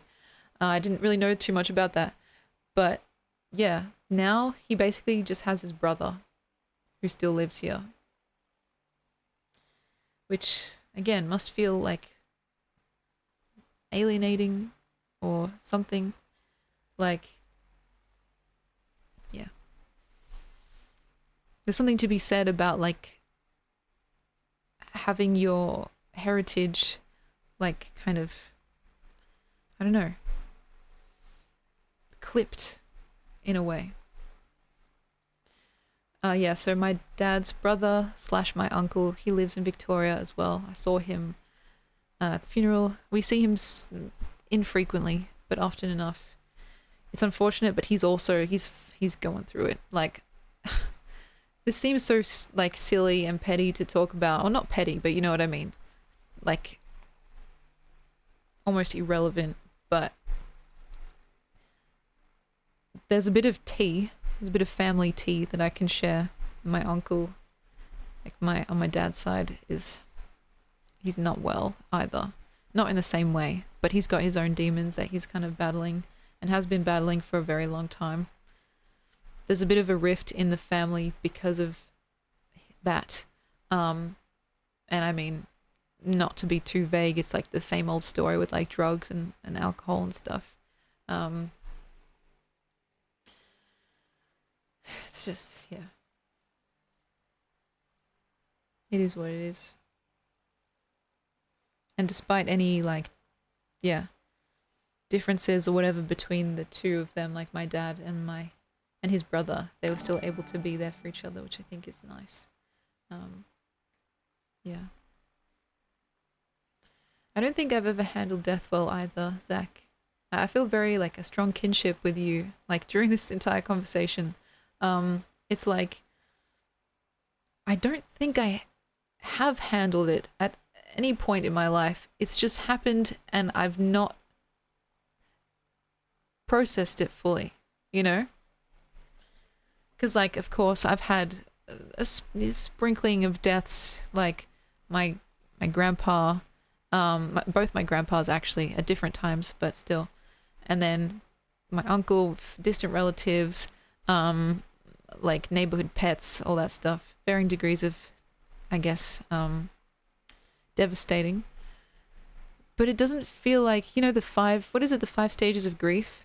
Is that real? Like, is that actually a thing? Or is it just something that someone said and people were like, oh yeah, that sounds real enough? Because, like, I don't feel like I went through those stages. It just, like, was just like this numb void. And still maybe is when I think about the people in my life that I've lost. And weirdly enough, this is going to get weird. And I'm going to try and speak on this in as sensitive a way as I can, because I know that the stakes are wildly different here. But it's the exact same thing that I've experienced with the loss, but not death, of certain friends in my life that I just don't speak to anymore. People that I have been very, very close to in the past, like literally thick as thieves, you could not separate us, and then having something or another just like change those circumstances to the point where I don't see them ever again. It's that same kind of like, it's just like white noise in my ears, this like void of feeling, this numbness that washes over me until I think about something else. There's no level of processing there. It's just like, I mean, I don't like to use these terms lightly, but it's borderline disassociating. You know, it's like, if I don't think about it or if I don't process it, then it never has to fully hit me and it never has to fully hurt, even though it hurts plenty fine on its own. But it's like, I've noticed that maybe I don't know how to process it. You know? Like people, you'd be surprised, like people even from this fucking stream that like I met in the early days and just don't talk to anymore. People that I got to know outside of stream, like in the DMs and stuff, getting really close to, because it's this interesting dynamic where online at least, you can find someone so suited to you that it feels almost like chemically engineered or something, you know? It's different to in real life. There's lots of swings and misses. But online, you can continuously filter and filter until you find someone who's borderline perfect for you. And I don't just mean romantically. I mean like in terms of the perfect friend, the perfect mentor, the perfect this, and then have that relationship be really intense really quickly up until the point where, of course, it becomes unsustainable, right? Yeah, Germa, don't even get me started. Or you guys even. But you're still here, so it doesn't count, right? I mean, the people that have stuck around, I'm eternally grateful for. And I always feel the loss of someone when they're not here, even if, of course, I would never feel entitled to someone's time.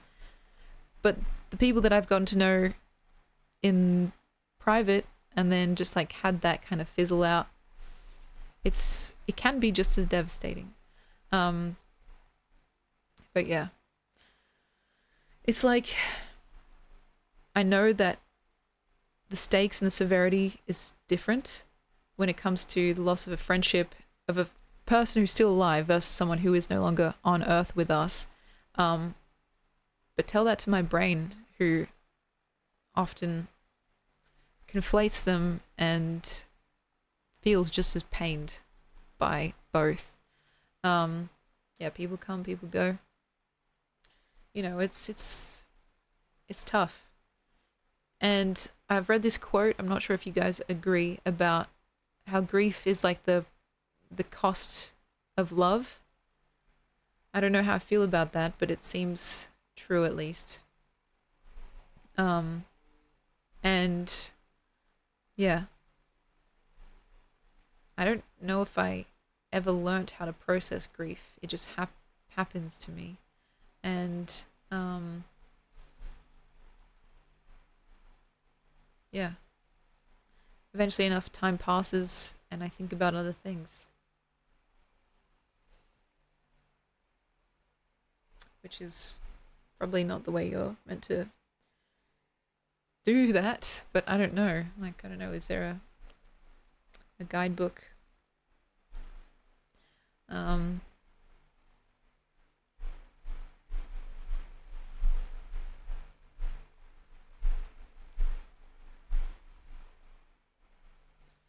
But yeah.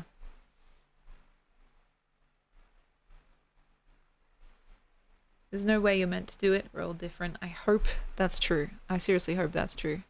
Because, like, I don't know. Yeah.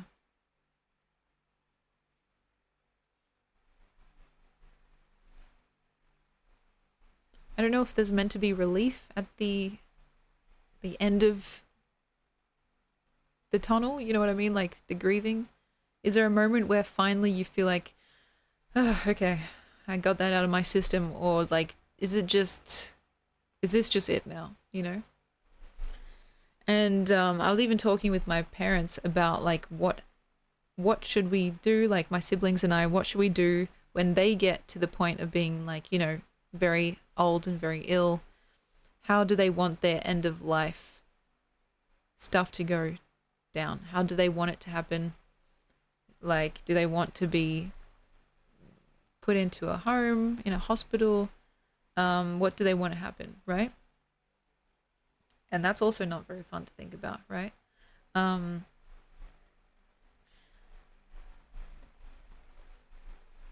My grandma, she was DNR, which means do not resuscitate, just because her quality of life was so poor towards the end. My parents, my dad, he's got a bit of a, sometimes he has a bit of the gallows humor, if you guys know what that is. It's like dark humor, using humor to cope with emotions that are too hard to deal with otherwise. He was saying like, oh, I guess you guys have got that to look forward to when we get old, you know. And I hope that's not true. Because it's horrible, you know. But yeah.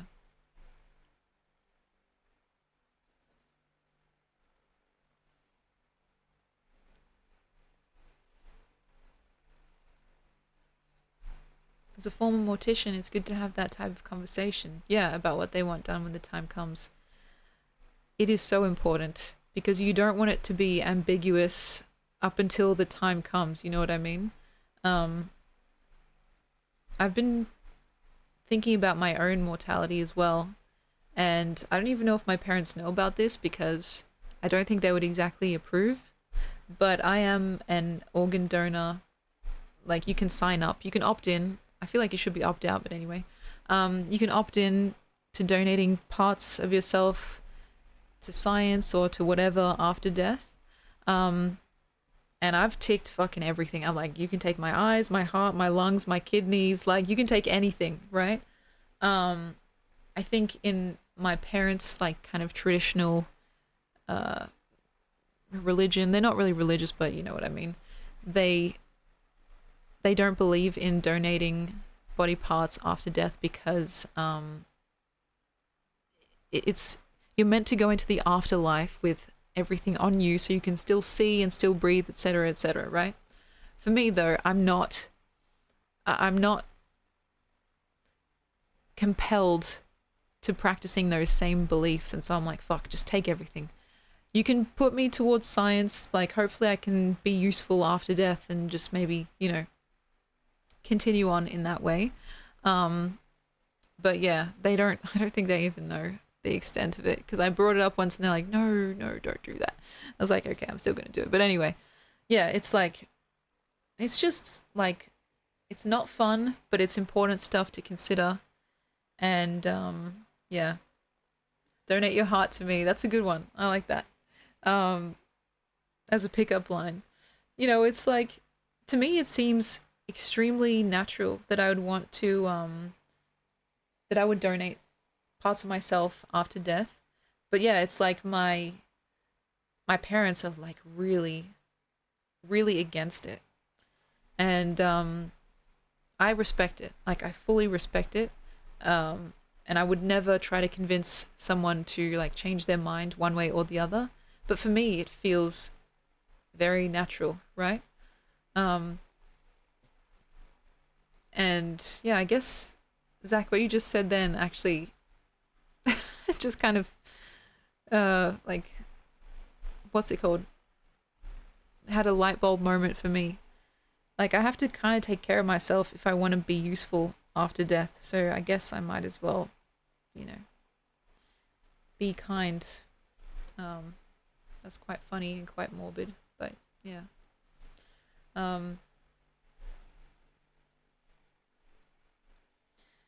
Don't worry, guys. I don't plan on needing to think about that until a lot longer into the future. But yeah. Look, my parents are pretty old. Not my mom, but my dad. He's, yeah. He can nearly get his pension here in Australia. Probably, I think he's like it. He's gonna get it this year. So at a certain age here in Australia, you actually start getting money um, that you've been putting aside since you started your working life. It's like your 401k type thing across the pond. Um, and so yeah, that's weird. It's always been interesting because most of my, well, like 50-50, half of my friends have parents that are like a lot younger, and half of my friends have parents that are like the same age as mine, so they can relate. But it's like, yeah, it's weird. Like my parents are both retired now. Um, yeah, yeah, he's living life for real. Beating you and your siblings at Switch too. It's like it's interesting because yeah, he worked his ass off throughout his whole life. Like he seriously, he knows how to work, and I respect that immensely about him. Um, he worked so hard that it nearly killed him when he had a heart attack a few years ago, which kind of prompted another big shift in a lot of our lives. He sold his business, which allowed him and my mum to retire. Um, but it's just weird to think, like, or weird to see the effects of age on your loved ones in general. And I think that was something that really snuck up on me with my grandma before she passed. The night before she passed, when I got to see her, she didn't look like herself. And I think that's why I had an inkling that she was going to go soon. I didn't tell this story yet, but that day when I went to see her, because I was seeing her almost every day at that point, like right up until the end, she was deteriorating very, very fast. Each time we went, it was striking how much she was deteriorating between singular days. Anyway, when I went to see her on that last day,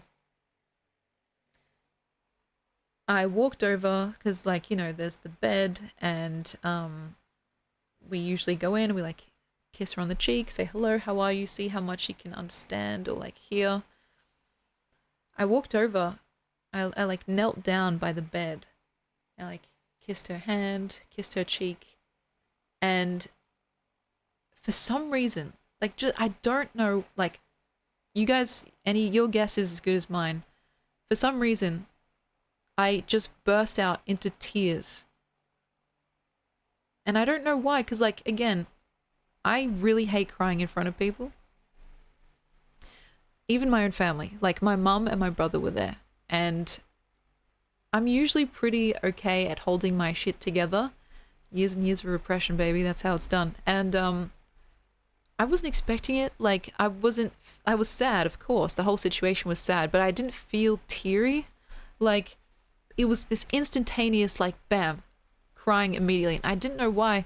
I think there was just something about the shock.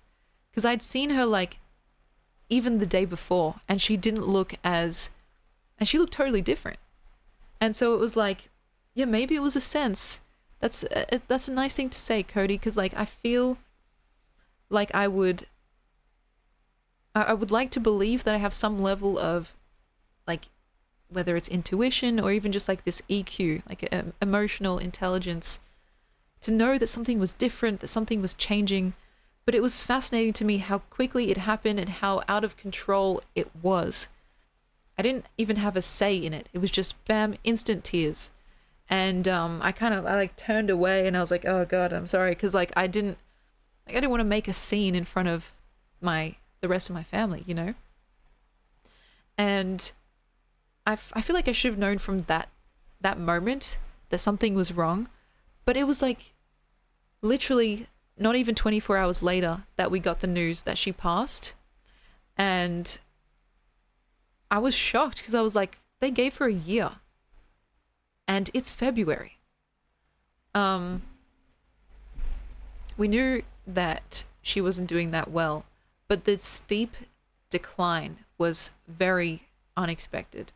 In the span of like a week or two, she was going from being able to talk with us, and like, you know, she was in pain, and she was able to hold a pen at least, with some assistance, and she was able to like understand what we were saying and stuff. Like less than a week later, being like immobile and borderline unresponsive in bed, the only thing she could do was like groan in pain, which is horrible, right? You don't expect that. Like when you see someone so often and so regularly, you don't expect to see such a visible and steep decline. It almost feels like, I don't know, I guess I haven't really gone through it before, but I was expecting it to be a little bit more like gentle, I suppose. Like you can kind of tell what's happening, and it's like there's more of a gradient, I suppose. But this was sharp and steep and violent. And that, again, my dad called it a mercy. But to me, it was a complete shock. Weird, right? Because I knew, like, it wasn't a shock, but it was a shock. We knew she was terminally ill. I talked about it on stream plenty of times.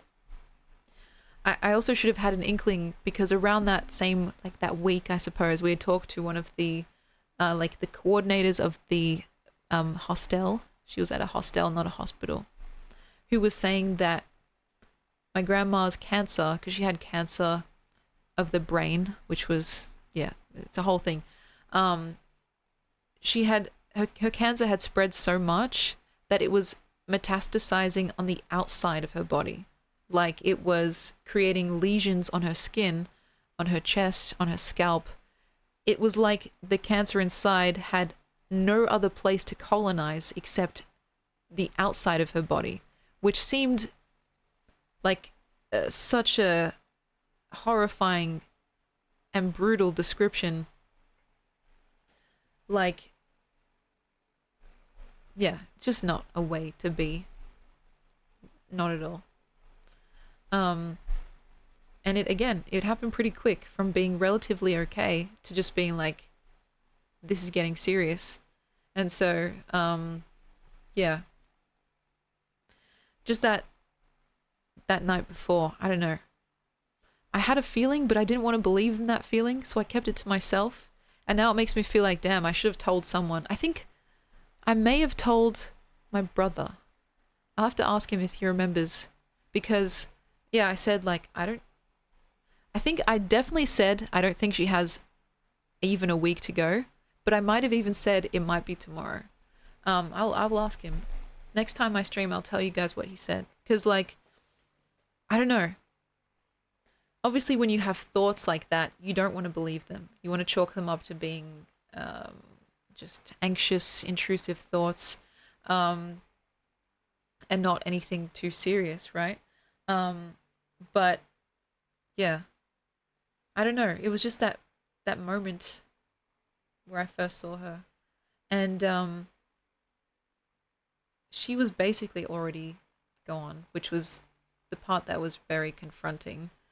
Her eyes were very glassy and bleary.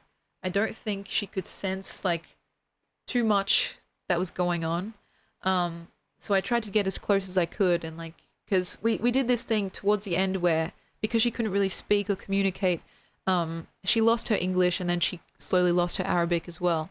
There was basically no way to communicate at all, besides just, like, almost pantomiming in the same way that you would try to entertain, like, a child, like a baby, you know? And so we had our own little language where I would just be silly, for the sake of just being, you know, visually, what's the word? Like, different from the white walls of the room. So I, like, stick out my tongue, or just, like, raise my eyebrows, or, like, flick my hair like that, and she would, like, copy me. They would, like, flick her hair, and she would, like, smile and stuff. And so, again, on that last day, because she couldn't really see too much, I got pretty close, and I would just, like, you know, make a little face, see if I could get any kind of response. And I think I did. I told this to my mum, and I was hoping that I wasn't just seeing what I wanted to see, but I'm going to choose to believe that it was real. I'm pretty sure that like at one point when I was like sticking out my tongue and like making faces that I saw her smile. Even though yeah, it was obvious that she was pretty far gone. She even had like a little tear, you know. I think she knew it as well. Um because yeah, that was literally all that we had. We had removed slowly but surely different ways to interact or communicate, but there was always the presence. And I think that was something that I came to treasure more and more. And even like in my daily life now with my family and my friends that are still here, it's like I learned the importance of just being there. You don't have to say anything. You don't have to have any pretense or or like the anxiety of, I don't know, trying to find something to say or do. Literally, sometimes the best thing to do is to just be there. Um, just hold her hand, you know. She was really, really tiny.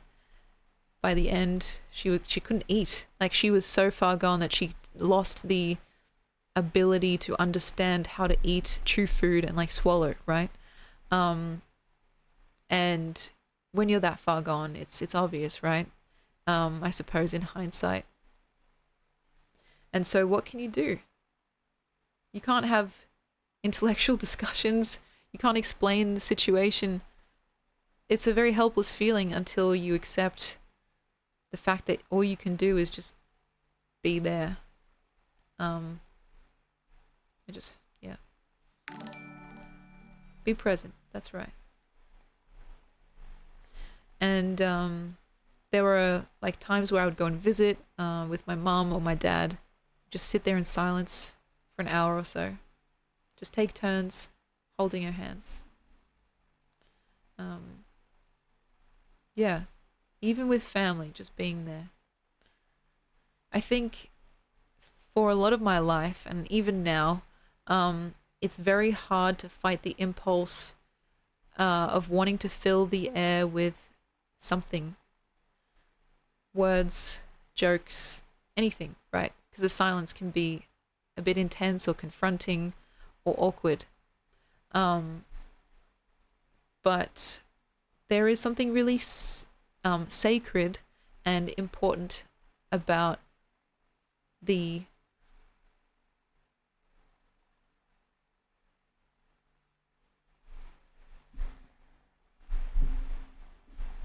things that you don't say. Yeah, the silence can be deafening, absolutely. And of course, it's kind of ironic that we're talking about this in this medium because this is the epitome of no dead air, you know, dead air, career suicide. And so it's like I have to deliberately change track if I want to be more kind of, you know, like grounded. Because, you know, here, if you don't talk, like if you say nothing for like a minute or so, not even like an hour, God, don't even go there. People will leave, you know, they'll find something more entertaining to look at, and I don't blame them. It's like, it's just funny because these worlds, like the streaming world, and I guess the real world can be so at odds sometimes. Not just in that way, but plenty of other ways, right? And I think maybe someone like a really big streamer could probably get away with more of that avant-garde stuff, like having a whole stream where they don't say a single thing. You know, experimenting under the guise of pushing the envelope and trying to, I don't know, like boundary break, etc. But that doesn't work as well when you don't have the, I don't know, the clout or something. I think Germa could get away with it. I think Kai could get away with it. But yeah, I don't know. And that might be totally incorrect, by the way. Cody could be right. Could be what needs to be let go of. But from my experience so far, it's like it's like that game. What is it? Keep talking and the bomb doesn't explode. Um, Even German started with one follower. That's so true. That's weirdly comforting. Um, I wonder who that one follower was. Um, but yeah, it's like it's interesting.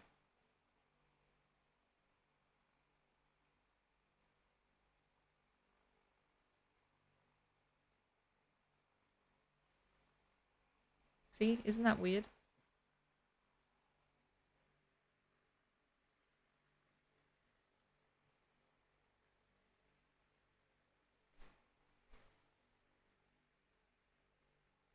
Yeah, I definitely have a new perspective. I just really hope that I can get out of at least some of this funk, this funky feeling that has been quite pervasive.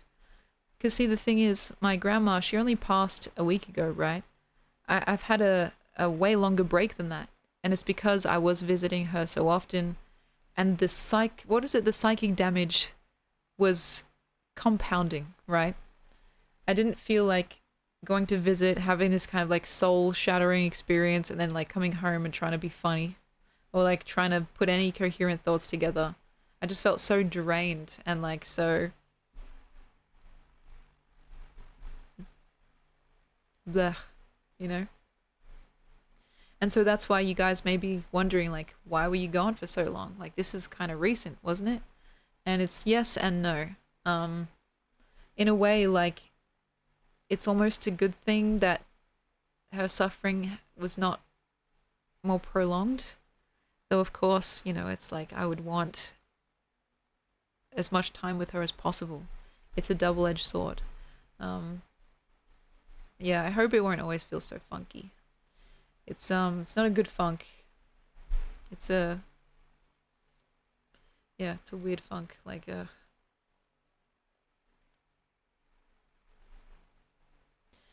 actually, Cody, that reminds me. You've written here, focus on the joyous moments with her. Um, I I wanted to share a little bit more about her life because I didn't really talk too much about her like before she got sick. And so here's a couple of little tidbits if you're curious at all. And yeah, I hope this can be like a way to celebrate what was instead of to mourn it. My grandma, her name was Antoinette. Antoinette, it's a very pretty name. My parents were almost going to call my brother Tony, because we have this tradition where we name kids based on their grandparents.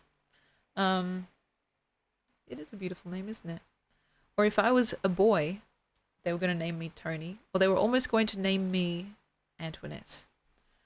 But because my dad's name was Emile, they went with the yassified, the girly version of Emile, and thus I became Emily.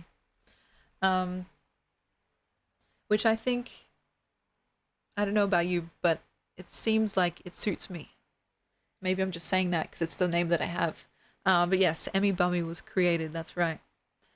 And I think this channel would be a bit different if it was called Antoinette Cherry. Sorry. I don't know why that tickles me. Um, she was a firecracker of a woman. She moved to Australia to give her, like her family, her kids specifically, a better life. She moved with her husband, her then husband at the time.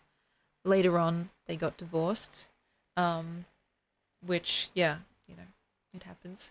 And she lived, she made a life for herself and her kids, all on her own. And she had this one thing that I always found very endearing. She called my dad, so her son, her sunshine. And you guys know that song, You are my sunshine, my only sunshine. You make me happy when skies are grey. That was like their song. And so she would always call him that and always sing that song. Um, and I don't know what she called her other son, to be honest. I didn't ever ask. Um, but that was like their thing. Um, and so that song has a really special place in my heart because of that. I used to hear it often and whenever she'd come around and stuff. And so it was like, yeah, their little thing. Though there was also this other thing which I think is just an Arabic thing. I'm not sure. You guys maybe have to fill it in. But anytime my dad would be cheeky or like say something, like, you know, to get a rise out of her, she would always say, "I kill you," which I'm like, I know that obviously she didn't mean it like that, but it just sounded funny. She like threatening that she was going to kill her sunshine, and so that was like, yeah, the funny contrast, right? Yeah, the stereotype is so strong. And literally that was like no word of a lie. Literally that's exactly how she would say it as well. Shaking her hand and everything. And yeah, even like up until like really late, before she passed, like even 2 weeks before, she was still saying that stuff, and it was like cracking me up. Because my dad is quite a cheeky guy as well. He always says stuff to get a rise out of people, and yeah, she's saying, "I kill you, I kill you." And there was something else I wanted to say as well. Oh yeah, there's another memory that I have of her, I guess, her resourcefulness, if you want to call it that. One time when my brother was younger, he had like a wound and like a band-aid over that wound which needed to come off. I think it was like somewhere on his face. And he was like, he was crying and he was tossing and turning because he didn't want anyone to pull it off because it was going to hurt, right? So I distinctly remember one time where she kind of like, you know, hobbled over, and so sweet, so gentle, and like she like grabbed onto it and she was like, "It's okay, I'm gonna pull it off on the count of three, okay? So when I say three, she's gonna pull it off." And he was like, "Oh, fine." But then what she did was one, and she pulled it. And he didn't even like, he was like, "What? What just happened?" And it was quite funny because she looked so sweet and sounded so sweet, but she was so ruthless and so resourceful, just like, and he didn't even have a chance to wonder or like feel pain. He was like, "What just happened?" And everyone laughed. Like, you know, it was like one of those situations where it's just such an easy, pragmatic solution, you know, after all the tossing and turning. And so that's another like little inside joke that we have with her. And so, yeah, she was resourceful. She was witty. She was sweet. And I didn't even get to know her as much as I know my other grandma, because she lived a bit further away. She lived like an hour away. So we didn't visit her as much as we should have before she was sick. You know what I mean? My earliest memory of her, I think my earliest memory of her, actually, this is, wow, I haven't thought about this in a while, is just being at her house and her kind of like showing us her, not really toys, but like decorations. And she had these like babushka dolls, or these nesting dolls. You know, when you take one apart and there's another one inside and it keeps going. She was showing me one of those beautiful like painted doll that just kept going, and I was just like so delighted and amused because it got smaller and smaller until like the very last one was so tiny. And I just feel like, oh my god, you know, there can't be another one, right? And yet there was. And she had a couple of those, but I had the red one, I remember distinctly, was my favorite one. It was like, it was beautiful and it was in really great condition. I don't know where those dolls are now. But yeah, she was just showing me them and she was just like really, she treated them with such reverence and such care. Like they were on display and stuff. But she still let me play with them, which was nice. And yeah, I will ask my dad actually, I will. Because yeah, the house, that's a whole other thing that I haven't even told you guys yet. So the house that I was just talking about that was an hour away from where I currently am, we don't know what to do with it now. Because my uncle, the uncle that I was talking about earlier, was living there, / still is living there. And so the fairest thing to do would be to sell the house.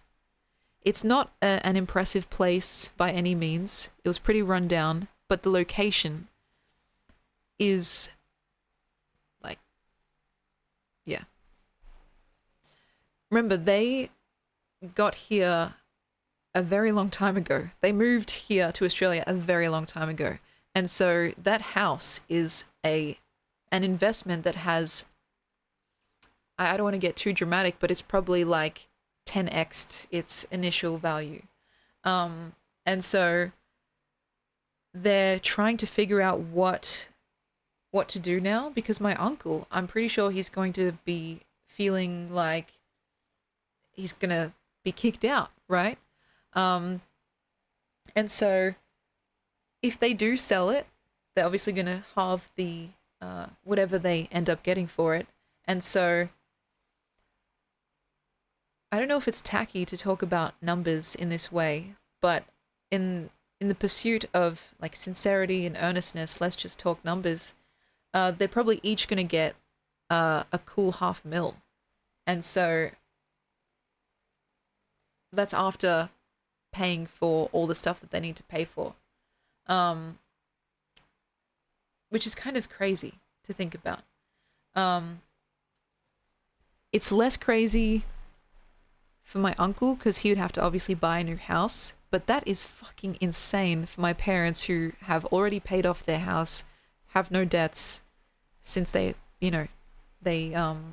sold their business. And so I don't know what the plan is for them. It's a very sad situation with a very fucking generous ending, I suppose. And she also ended up like giving each one of us, like the grandkids and stuff, a little bit of pocket money on the side too, which I would always fucking trade for having her here. But it's an incredible generosity that she even thought of us like that. It's nowhere near like the $500,000, but it's something, you know.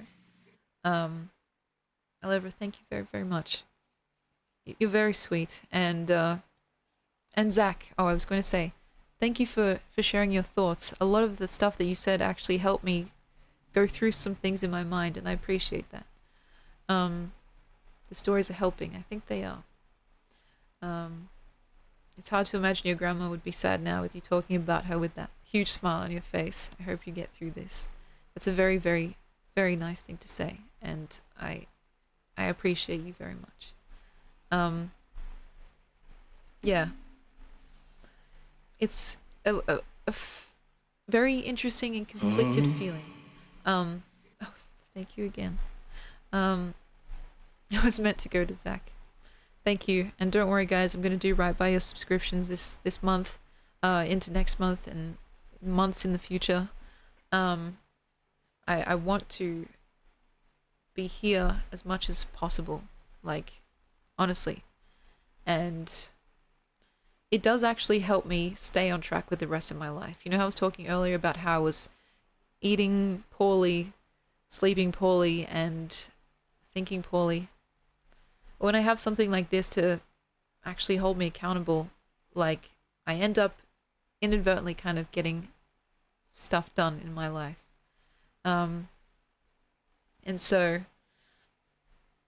thank you again. And yeah, even if you don't, like, if you're here for one stream or if you're here for all of the streams, I appreciate it, like, all the same, because you know, it's an incredible amount of faith to put in someone, to support someone, and, you know, basically say, I believe in you. It's really, really special to me. Thank you. And actually, that reminds me of another thing that I wanted to talk about. During this whole scenario, I was trying to think of the best way to approach the online world that didn't feel exploitative, that didn't feel sensationalized. Because the thing is, I am very lucky that I've made some incredible friends just doing this and getting to know people. But I've also heard from people in ways that have surprised me and not always for the better. For instance, there was a kind of, God, I don't even know how I should get into this. There was a conversation that I had with someone, and I'm not going to name names, and I'm not going to bring up any tea or anything like that. It's not really that important. But their thoughts on this whole situation with my grandma passing were extremely business-minded, if that makes sense, to put it in a charitable way. They were essentially saying, like, oh, it sucks that happened, but hey, you're going to get a hell of a lot of subs and donors from the sympathy. And it's like, that was chilling to hear. And I feel like that's the kind of thing that makes me feel genuinely sick to my stomach, to the point where I almost like step back entirely from streaming to consider, is this the world that I want to inhabit? Like, is this the space like where people think about, like, where that's a thought in people's minds, where personal tragedy or any kind of tragedy can be like exploited and mined for personal gain? And yeah, I felt sick. Like, I felt like speechless. Like, I'm speechless now recounting this. And it honestly, it did turn me off streaming for a hot minute there as well. And of course, I would never insinuate that you guys would think in those ways. But I'm not going to lie, it actually made me think, like, holy shit, is there any way to do this that isn't exploitative and slimy? And if there is, am I the person that can do it? I'm not that confident. Like, I knew that I could easily make it, you know, not fucking egregious and sensationalized. But in general, like, the actual ethics, I don't know, around what it means to have your personal life be the main entertainment, like, I don't know, it just kind of, it was a trip and left a really bad taste in my mouth. I hope that none of you guys think that way. I mean, I am almost certain, but I hope that you don't see me in that way, as that kind of opportunist. Like, I don't know. I know what the online space is like. I know that it's cutthroat and competitive, and people are doing, at times, almost anything to get a leg up or to get eyes on them, etc., etc. But I'm not, like, I don't want to be in that world. And in fact, I denounce that world, and I hope that I'm as far away from it as possible. You know. And the thing that sucks is that basically all you have to go on is my word, and that's the thing. Like, you know, I hope that my word actually means something, because there's something about being online that feels constantly like, I don't know, like I'm trying to prove something. Um, and yeah, I don't know.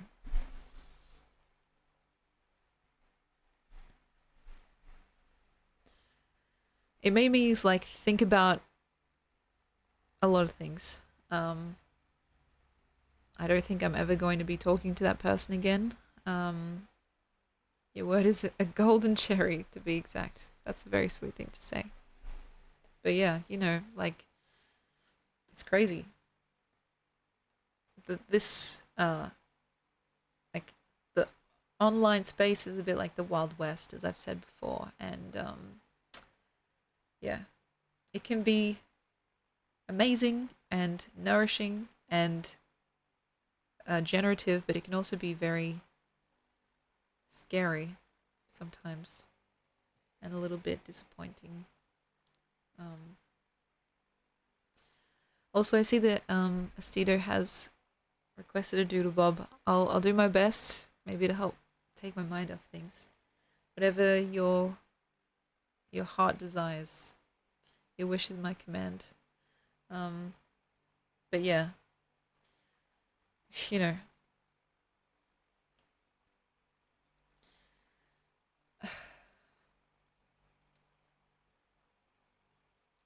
that's another reason why I didn't want to have like any like donor goals or sub goals or anything, and probably not for a while as well. I mean, it doesn't feel entirely appropriate. Um, and yeah, I don't know. Maybe in the after the 40 days or something like that, unless we're doing something yeah, really wild, I don't know. I desire you to draw visually how you're feeling. Speak out, we'll visually listen. That's a good one. All right. Let me get paint up.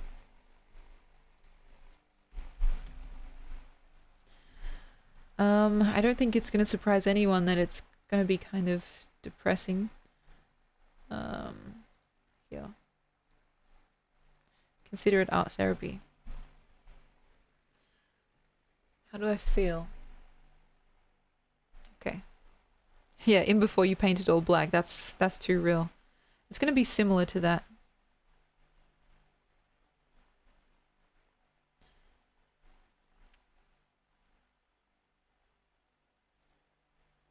Wow.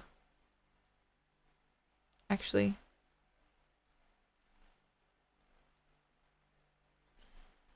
that might just be it.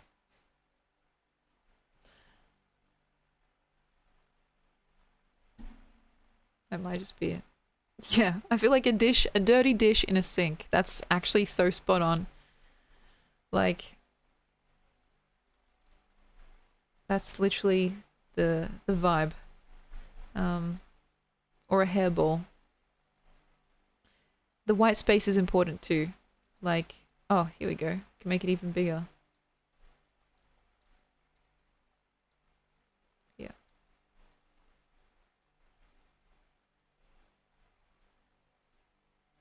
That's how I'm feeling.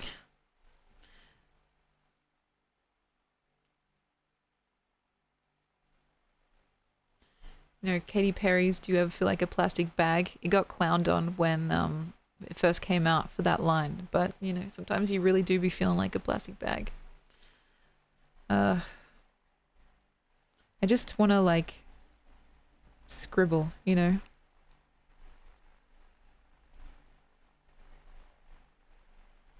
kind of satisfying, actually.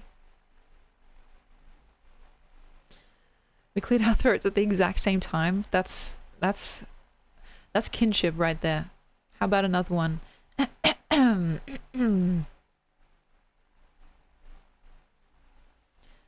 It's actually funny that we're talking about like clearing your throat and speaking and all that, because actually recently in particular I've not been talking that much at all, right? Um, and you know when you haven't spoken for a while, like if you've been sleeping and then you wake up and your voice is all like hoarse and raspy. Um, that's been happening to me like a lot, and even right before streaming today, I had to like kind of refine my voice because it's been very um it's in it's been in disuse essentially. So I was literally like, oh, like trying to find it. Like my even now it sounds weird and different, and I'm almost unused to it again. Um, I was like, do re mi. I was like, what? What do I even like? What is my voice? You know, like what does it normally sound like? I don't know. And so, yeah, it's been interesting. It's been almost weird to think about how much of the day I've spent, not just this day, but how much of the days in the past I've spent silent. Especially when you live alone, you know what I mean? The times where I've been speaking have been when I've been at my parents' place, or yeah, that's about it.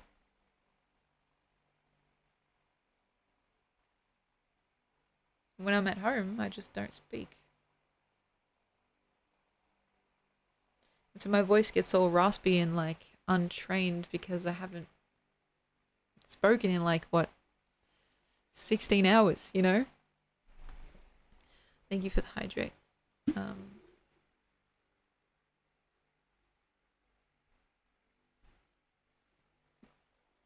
keep yourself busy.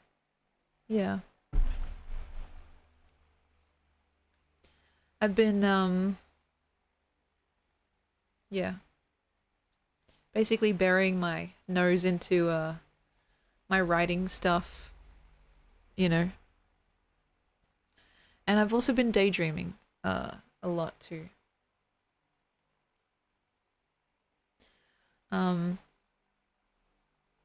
which might not be the best coping mechanism, but it's something.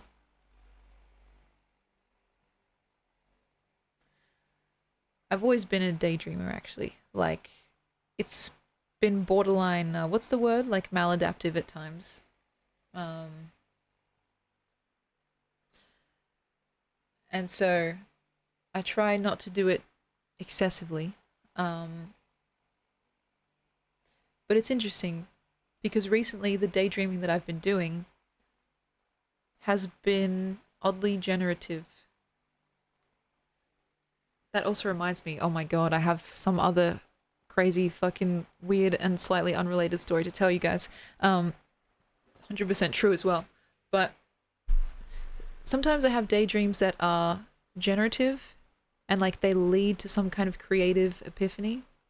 And sometimes I have daydreams that are just pure, like, you know, random bullshit that just gets forgotten instantly. Um, recently, and I haven't been doing this on purpose, my daydreams have been extremely generative to the point where it's been like almost like little movies playing out in my head that make me want to write. And that's a weird feeling because for so long now I felt as if I've had no desire to write or be creative at all. And so weirdly enough, it might be because, you know, the funeral's finally over. And part of this, like, you know how this is all like messy and kind of all raveled up? Is that a word? It's been slowly but surely unraveling. And the flow, like I can let go a tiny, tiny bit. Enough to let some creative instinct re-emerge, you know? Yeah, it's absolutely all content. You just need to untangle it. That's so true. That's actually, fuck, that's good. Because it's like, there's a reason why I started streaming in the first place. Besides trying to get better at public speaking, I had all these thoughts that I knew were able to be deciphered. They just needed someone to like kind of pull on it, right? And I've spent so much of my time speaking out loud to myself in the past, like recording voice memos to get my thoughts in order, that this seemed like a very natural, like kind of follow through on that. Um, and so, yeah, that's interesting. It's, I think it really is all there already, but it's hard to kind of make it into anything worthwhile unless you do that painstaking task of like slowly but surely kind of just teasing it out, you know? And yes, you're right. Content in life too. Absolutely. It's like, I don't know. This is really accurate to how I feel. It's like if you zoom in, there's this bundle of nerves wherever it is. Just all matted, like, yeah, think of like knotted hair. It's all matted up and basically impossible to untangle, surrounded by less tight tangles but still very messy ones, all the way out to maybe a single thread that can be smoothed out. And I'm hoping that I can eventually get to the middle. I'm not sure, but I have faith. Not in any like religious icon, but in, I don't know, in something. What you're looking at is a self-portrait. Abstract, you know. Maybe my best one yet. A mess of lines, exactly. Now, that story that I was talking about just before, this is probably not going to mean much to anyone, and it's a bit of a diversion from what we've been talking about, but I thought it was worth remembering, and so I did actually write parts of it down. But my dreams have been very intense lately, for the past little while, and I actually had a sequence, like in a few days in a row, where I had really intense, vivid dreams as if I was actually there. And the most recent / funny one was, and I don't know how this is going to be received, but here we are. You guys know Luigi Mangione?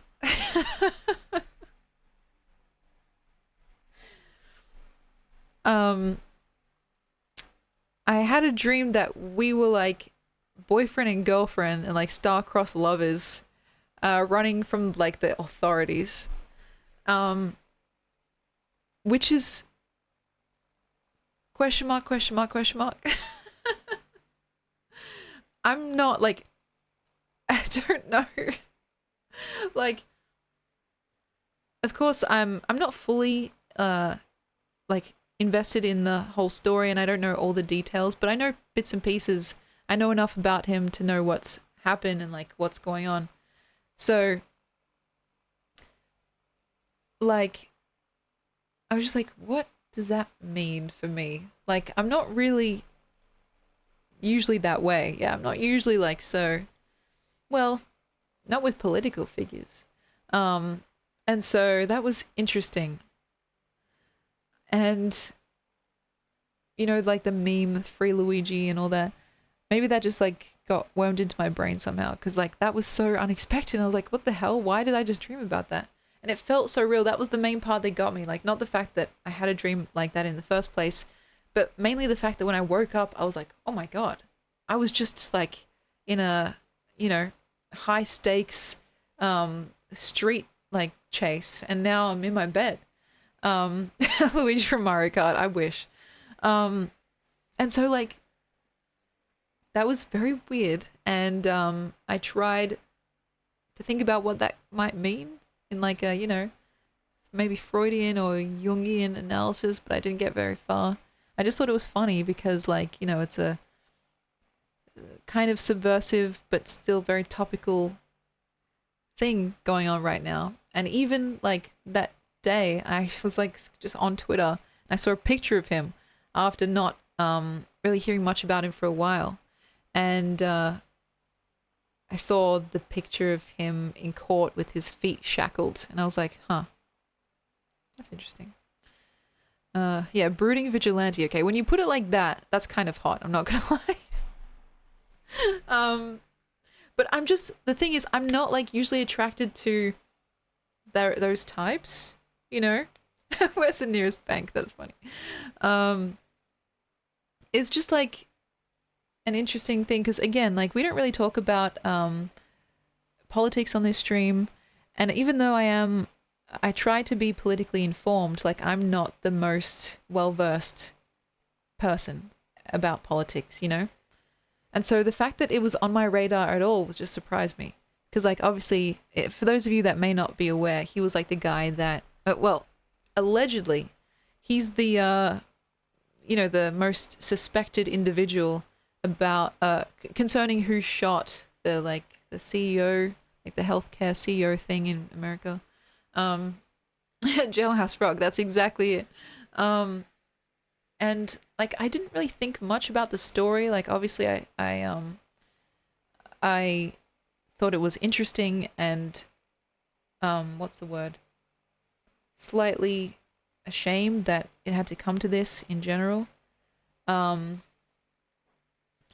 hope that he gets a fair trial and that he's not made into an example. That would be a devastating outcome for all involved.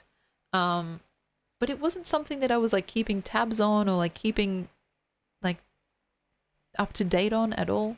It's when I had this dream, it felt so real and so intimate. And I was suddenly invested, you know? Now I'm like, damn, I need all the details and I need this man to roam free. Like, I don't know, it just felt transformative. And my other dreams were similarly intense, but I didn't write them down, so now I can't remember them. This was like a week ago at least. And so yeah, set Emmy's boyfriend free. Free Luigi. Not for any other reason than because Emmy, you know, Emmy wants to go and see him. But yeah. Oh gosh. But yeah. I had a dream about huge floating inflatables at war in my back garden. It was like a beautiful fireworks display to me. But obviously threatening to the inflatables. Does that have a weird meaning? That is so funny. And thank you for joining us. I saw you followed a bit earlier. I appreciate it. Fireworks. They are pretty. They're usually like set off on special occasions. War though, that's interesting. It seems like an intense, high stakes environment. Maybe something to be excited about or nervous for. I wonder if there's anything like that going on in your life that could spur those feelings. Because I find that sometimes it's less about the actual dream and what's happened and more to do with like the feeling that you get from it. Like, does your heart race? Do you like break out into a cold sweat or a hot sweat? Is it like exciting? Is it thrilling? There have been a lot of times actually, like a non-negligible amount of times where I've woke up like with a piece of music in my mind from the dream, like original piece of music.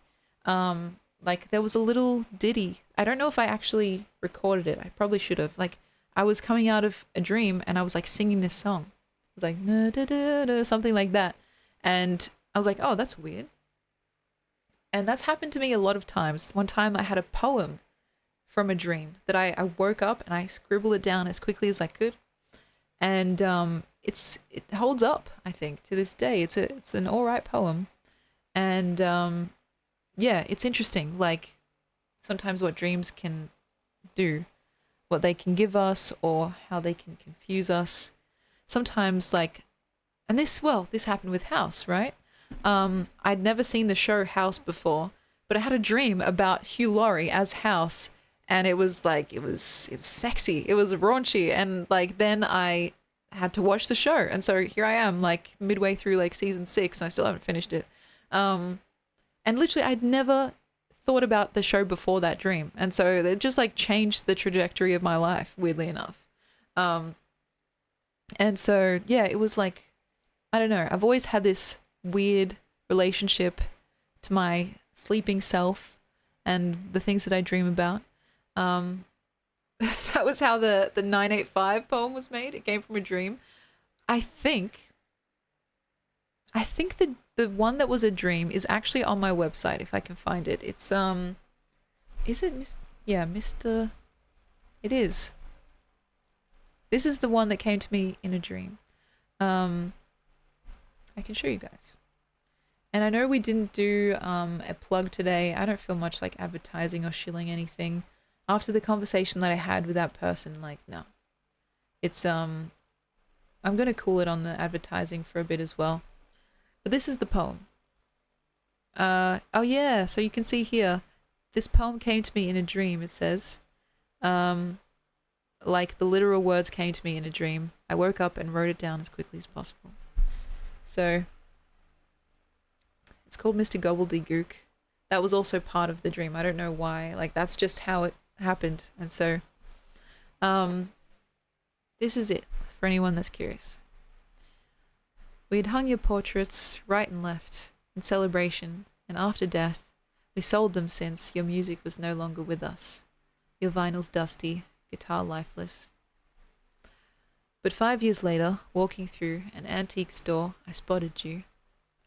The painting could, in every way, be taken as the very same, but Dad, this image was not you.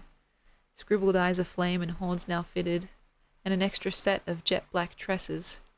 O Father, your most final jest. So to me, this poem is telling a little short story about someone who, ostensibly, this is what I'm taking from it as if I didn't write it, someone whose father passes away, which is kind of fitting considering this dream, and kind of packs up most of the stuff and like gives it away, donates it, etc., including I'm guessing like a self-portrait, like a painting. And they happen to spot it, to re-find it again like 5 years later, except it's been like graffitied over. And with like when you like, have you ever done this where you're like drawing in a textbook over a person's face and you kind of like scribble out their eyes, or you add horns to their head? That's kind of what I think happened here to the portrait. And the final line is saying, "O Father, your most final jest," implying that the spirit did it or something along those lines. And so, yeah, it's interesting. And like, when I say this came to me in a dream, I mean like word for word. I woke up and it was there, and I was like, I need to write this down instantly or I'm going to forget it. And so this is what came out, and I think it holds up. Like, it's sometimes I look back on my old work and I think, it's kind of shit, you know? But this one, I don't know, it feels like it's done. It's fully fleshed out and there's nothing I would change, even though the rhyme scheme, or the rhythm, I should say, at times falters, you know? Especially towards the end. Like, it's not got a perfect cadence to it, but it almost feels like it shouldn't. And yeah, it's wild, right?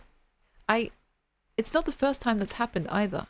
There was a poem that I wrote recently for and to a friend, that again literally woke me out of a dream, because I was like, it's almost like I was writing it in the dream, and then I kind of like woke up from the effort / exertion that it required. And then I actually typed it out in real life and I sent it to them, and they were very, very, very sweet about it. Sometimes I'm a little bit nervous that someone will receive a poem from me just out of the blue and be like, what the fuck? Like, why? Okay. But no, this person was very, very gracious, and I'll read that to you guys as well if you're curious now. But yeah, Atlanta, thank you so much for being here, and I'm glad that you're enjoying the poetry. That makes me very, very happy. It's been a hot minute since I've streamed for reasons that we've been talking about, but this is meant to be like a poetry kind of channel. We get distracted and sidetracked a lot though. And as for your dream, you're battling within or how to pick a career. Holy shit, that is more relatable than I should admit. Your subconscious telling you to enjoy the journey, the fireworks, and to let your guard down, the war boundaries. That's incredible. Now, with dream meanings, a lot of the time, like, what's the word? People's, their own meanings can differ, or like they can, have their own opinions, etc.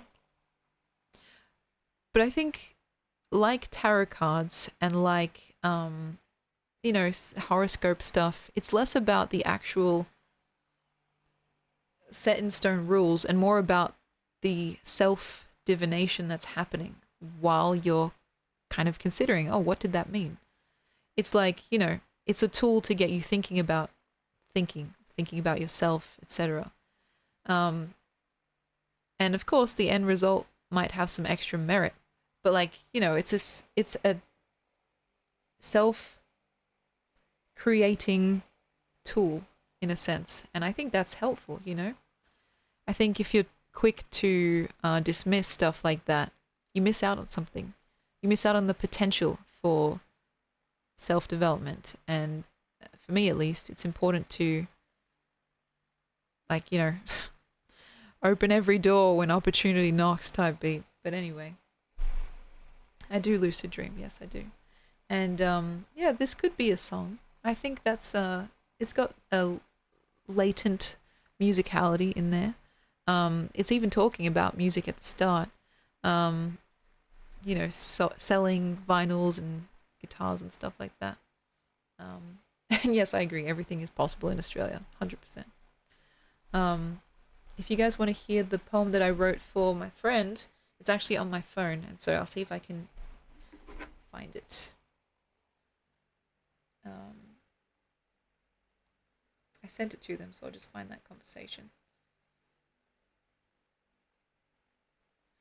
So this was like 90% written in a dream, and then the 10% finished off in waking life. So it's called Collaboration as Intimacy, Disciple of Discipline. So, I have noticed that you are very easy to enjoy. It feels effortless, like you are relaxed. You are cool, cool water. You are, after much strenuousness from a long sentence, the newness of fresh air all thanks to a comma. You are loveliness, no guesses, I'm confessing a sureness. You are silk sweet, made absolutely manifest.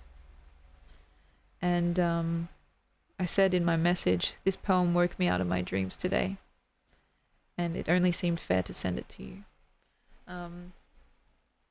And this is what this person responded. I hope it's fine to read a little bit of it without giving any like revealing details away.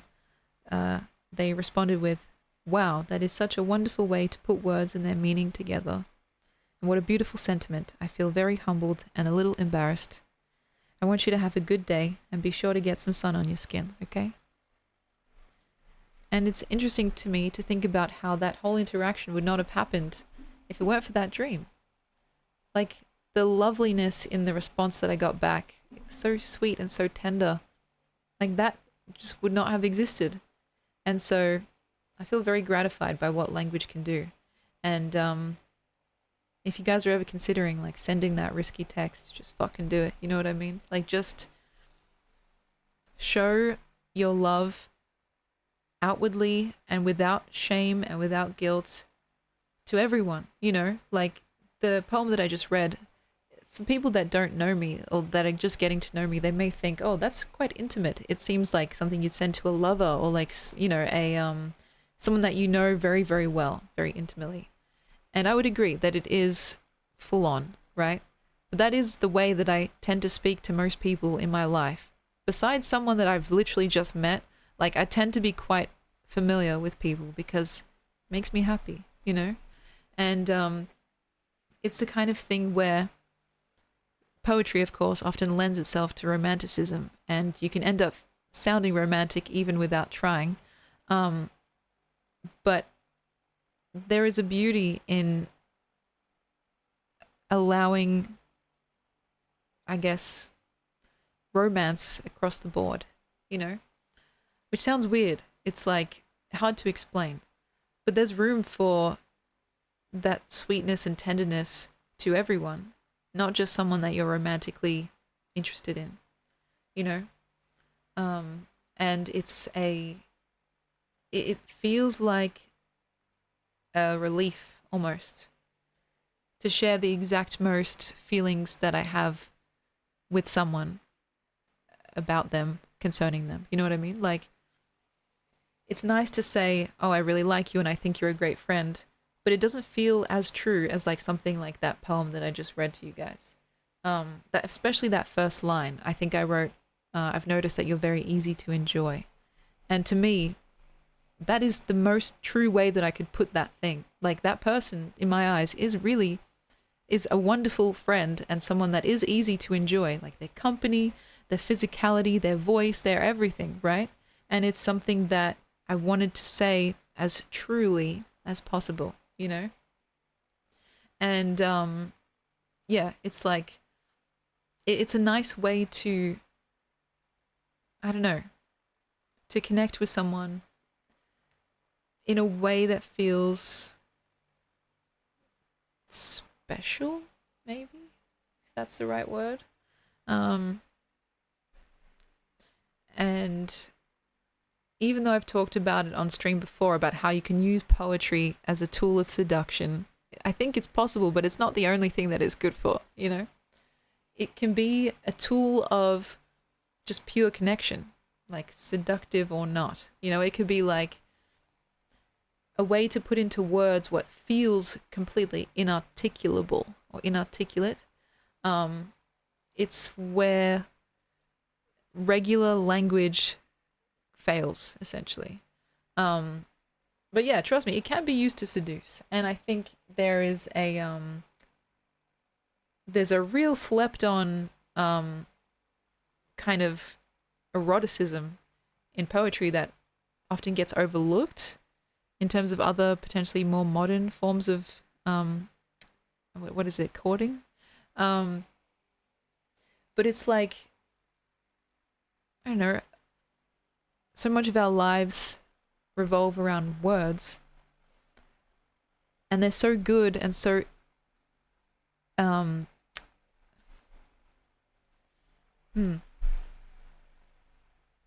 effective, like affecting. They have the ability to change our moods very severely and very quickly. So it's like, it makes sense to me that they could be used to like delight or to torture, to seduce or anything else, right? Or to simply just like offer up in as like a thank you, you know. Genuine words of appreciation, absolutely. Like, genuine is really the key. The poem that I just read to you guys felt more genuine than anything else I could have written. Like, hey, I was thinking of you. I think you're a great friend. Like, that is true. But that poem was truer. You know what I mean? And it's like, sometimes when the language fails because it doesn't seem to suffice, that's where poetry can kind of swoop in, because it's not just about the words, funnily enough. It's also about the breath, like the pauses, what's not said, why this word is put in front of that word. And so like, it's about the order, the syntax. Yes, it's a way to speak from the heart, absolutely. And so it's a gift in my eyes, and it's why I want to encourage you all as much as possible to experiment with language. You don't have to become the next Shakespeare. You don't have to write a poetry chapbook and sell it online, you know? But it's like, it's a kind of thing that you can use in your everyday life and instantly make it better, like in small ways and in big ways. There was actually this tweet that I saw a while back that was like saying, you know, words are magic. There's a reason it's called spelling and stuff. And also that good morning is one of the most like kind of normalized little magic spells that we have. Because that's, if you think about it, that's exactly what it is. We're like, We're manifesting it. Good morning, good morning. And it's baked into our language. You know, it's our moods and our even the way that we see ourselves and each other is so dependent on the words that we use.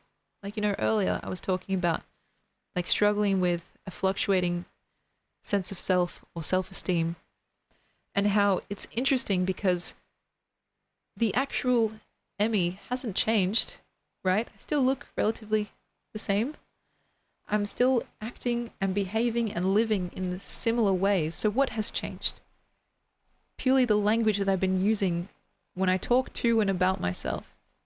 Instead of saying, oh, I did my best, being like, oh, that was a waste of time. You know, it's like nothing has changed except the language itself. And so surely it can be reverse engineered, that you can scoop yourself out of some type of way if you just practice that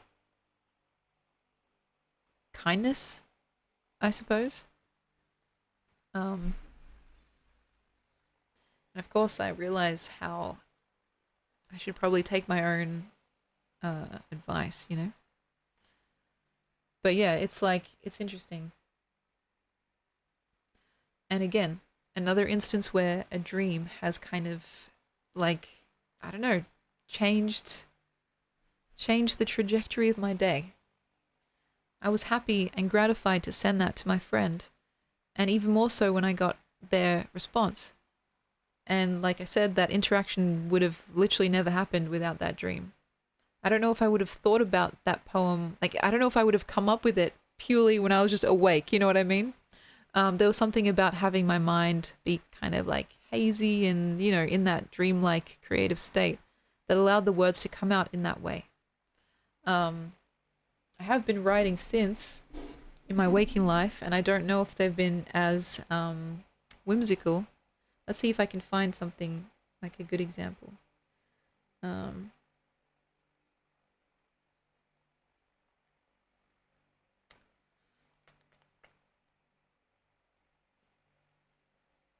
I have here, a poem is a thoughtful construct, which I think is true. I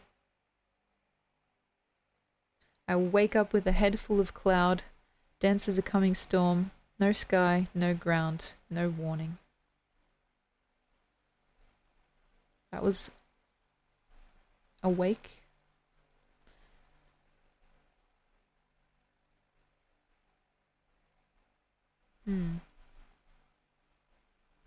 I wrote another poem about Elvis. Surprising nobody. And it's all right.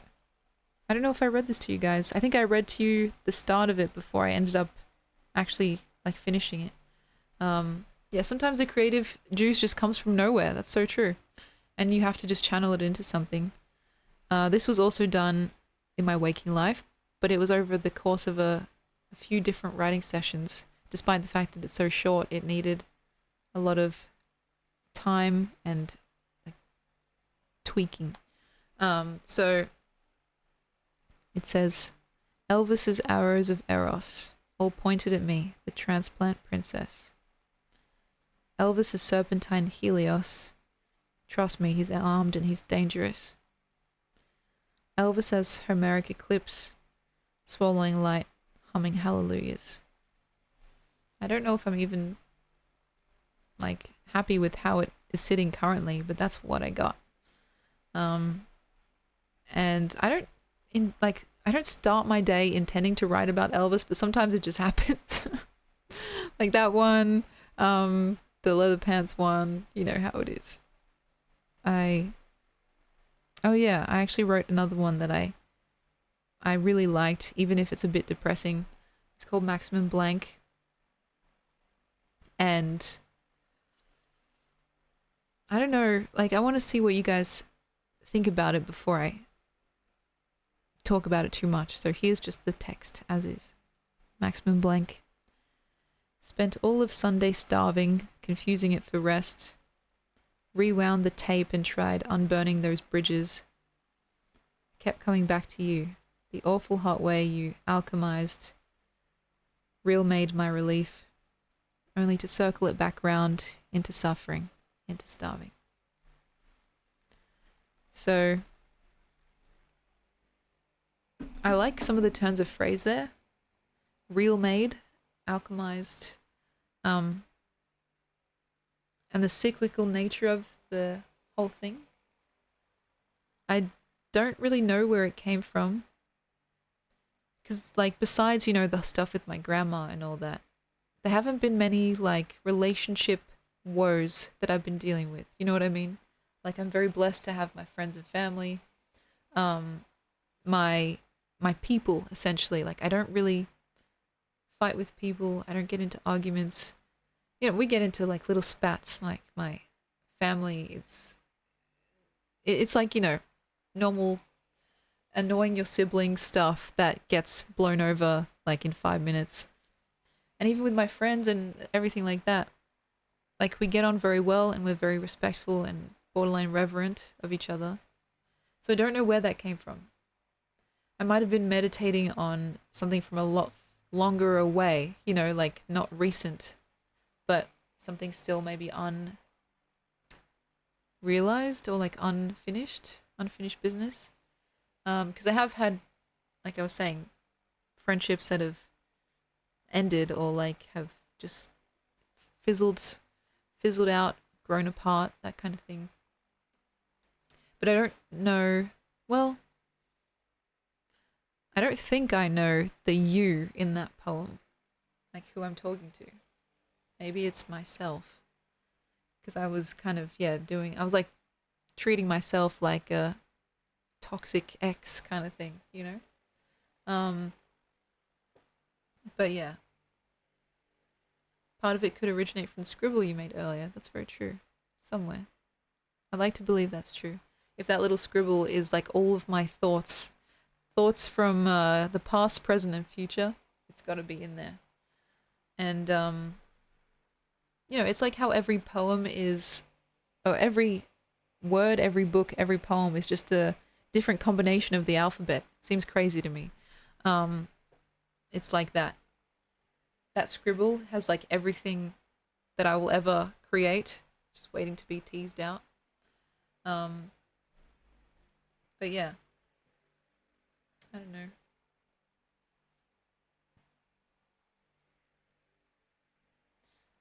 It's been good to see you guys again. And as it currently stands, at least for now, we're going to continue the schedule as it's supposed to be, every second day, starting at 8 p.m. Though it's entirely possible that we have a big shake-up soon. Maybe I stream during the day, despite what that's going to do to my analytics. I mean, they're already fucked. I might as well just go for it, you know what I mean? And see if that will help with my sleep schedule. I tried it once before, but I couldn't commit to it. And so, yeah, just YOLO it. I don't think it's about Ron. I don't think it's about Hermione. It's about you. It's very funny that you say that, considering my sister's here and she's the queen of doing that impression. If you guys want to see my sister again, which I'm sure you do, I'm going to try and make it happen. She leaves on Sunday. And I know that's not very long from now. If it's going to be Friday, Saturday, Sunday. Okay. Sister review. Yeah, exactly. She hasn't even seen this studio. The last time she was here was, I think, a year ago. Because I went to Perth and then, yeah, I saw her in, like, August. Oh, no, I saw her in, like, November, something like that. And so she hasn't even seen this place. I'll ask her if she would like to be featured, if only for a hot minute. And if it were any other circumstances, I would have loved to do like a little dress up with you guys. And it's still not out of the question, but I just don't know like if I'm going to be much fun, essentially. I love it when she paints my face. I love it when she dresses me up wild. But it is pretty short notice, so I don't know. I'll see what we can swing, essentially. And yeah, even if it's just like a very chill get to know you type thing, she looks quite different now actually. It's been yeah, it's been a while since you guys have seen her. Um she's made some changes in her life and she's had some big life events that I was going to talk about. Well, actually no I wasn't, but I wanted you guys to know about, but I don't think it's in my place to really talk about. So to hear it from her, I think would be the more appropriate thing. And yes, I definitely think she will bring the joy, even if just in that impression. Not me, not Hermione, you. Okay. Um, it's just yeah, it's weird. Even having her back for this week, we've been talking about the fact that it feels so inappropriate to feel happy. You know what I mean? It almost feels like we can't really goof around or laugh because of, I guess the situation.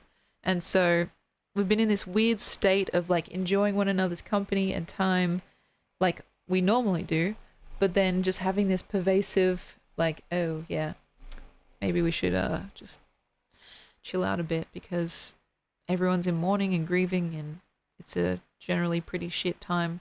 So I'd like to believe that my grandma would want us to be happy as well. Like, honestly, that makes the most sense to me. And so I still don't know why I feel so inappropriate when I do get happy in those rare moments. It just feels like, I don't know, you can see I'm like slouching so bad right now. It's like the kind of thing where I feel like I'm fighting two different trains of thought. One where it's like, well, I'm in mourning and I should be respectful and, appropriate. The other part of me that's just like, I should enjoy my family's company and stuff, I think that's what she would have wanted. Still, sometimes easier said than done. Posture check, thank you. Yeah, I don't know why I'm slouching so much. I think it's because maybe my mic. And yeah, I think Cody, you're right. In, I guess, our culture, our Western culture, we think of like death and funerals as sad things, and they are. But yeah, it's like, I don't know. There's also a lot to celebrate, and I think that's what she would have wanted. So I'm going to do my best to not be totally miserable. Because, yeah, it doesn't help anyone. And, I don't know. I want to have or reclaim some of that agency that we were talking about earlier. I want to get to a point where a mirror is held up to my life and I feel proud and not disappointed. It's a little bit shameful that I can't say that yet with confidence. But I'm hoping it's on the horizon. Yeah.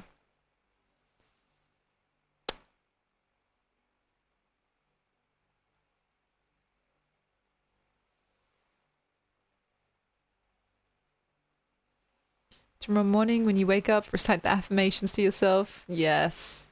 Maybe I should print them out. Seriously, I need them on my bathroom mirror to see them every day. It's just, yeah. I don't know. It's really pitiful just the way I've been treating myself. And to even realize it and not really have the care to change it sucks. So, yeah. I think it's probably a good place to say goodbye for today. Or see you later. I got into the habit after my dad always, was it my dad or my mum? They always said, don't say goodbye, say see you later. It's less final. So I'll see you guys later.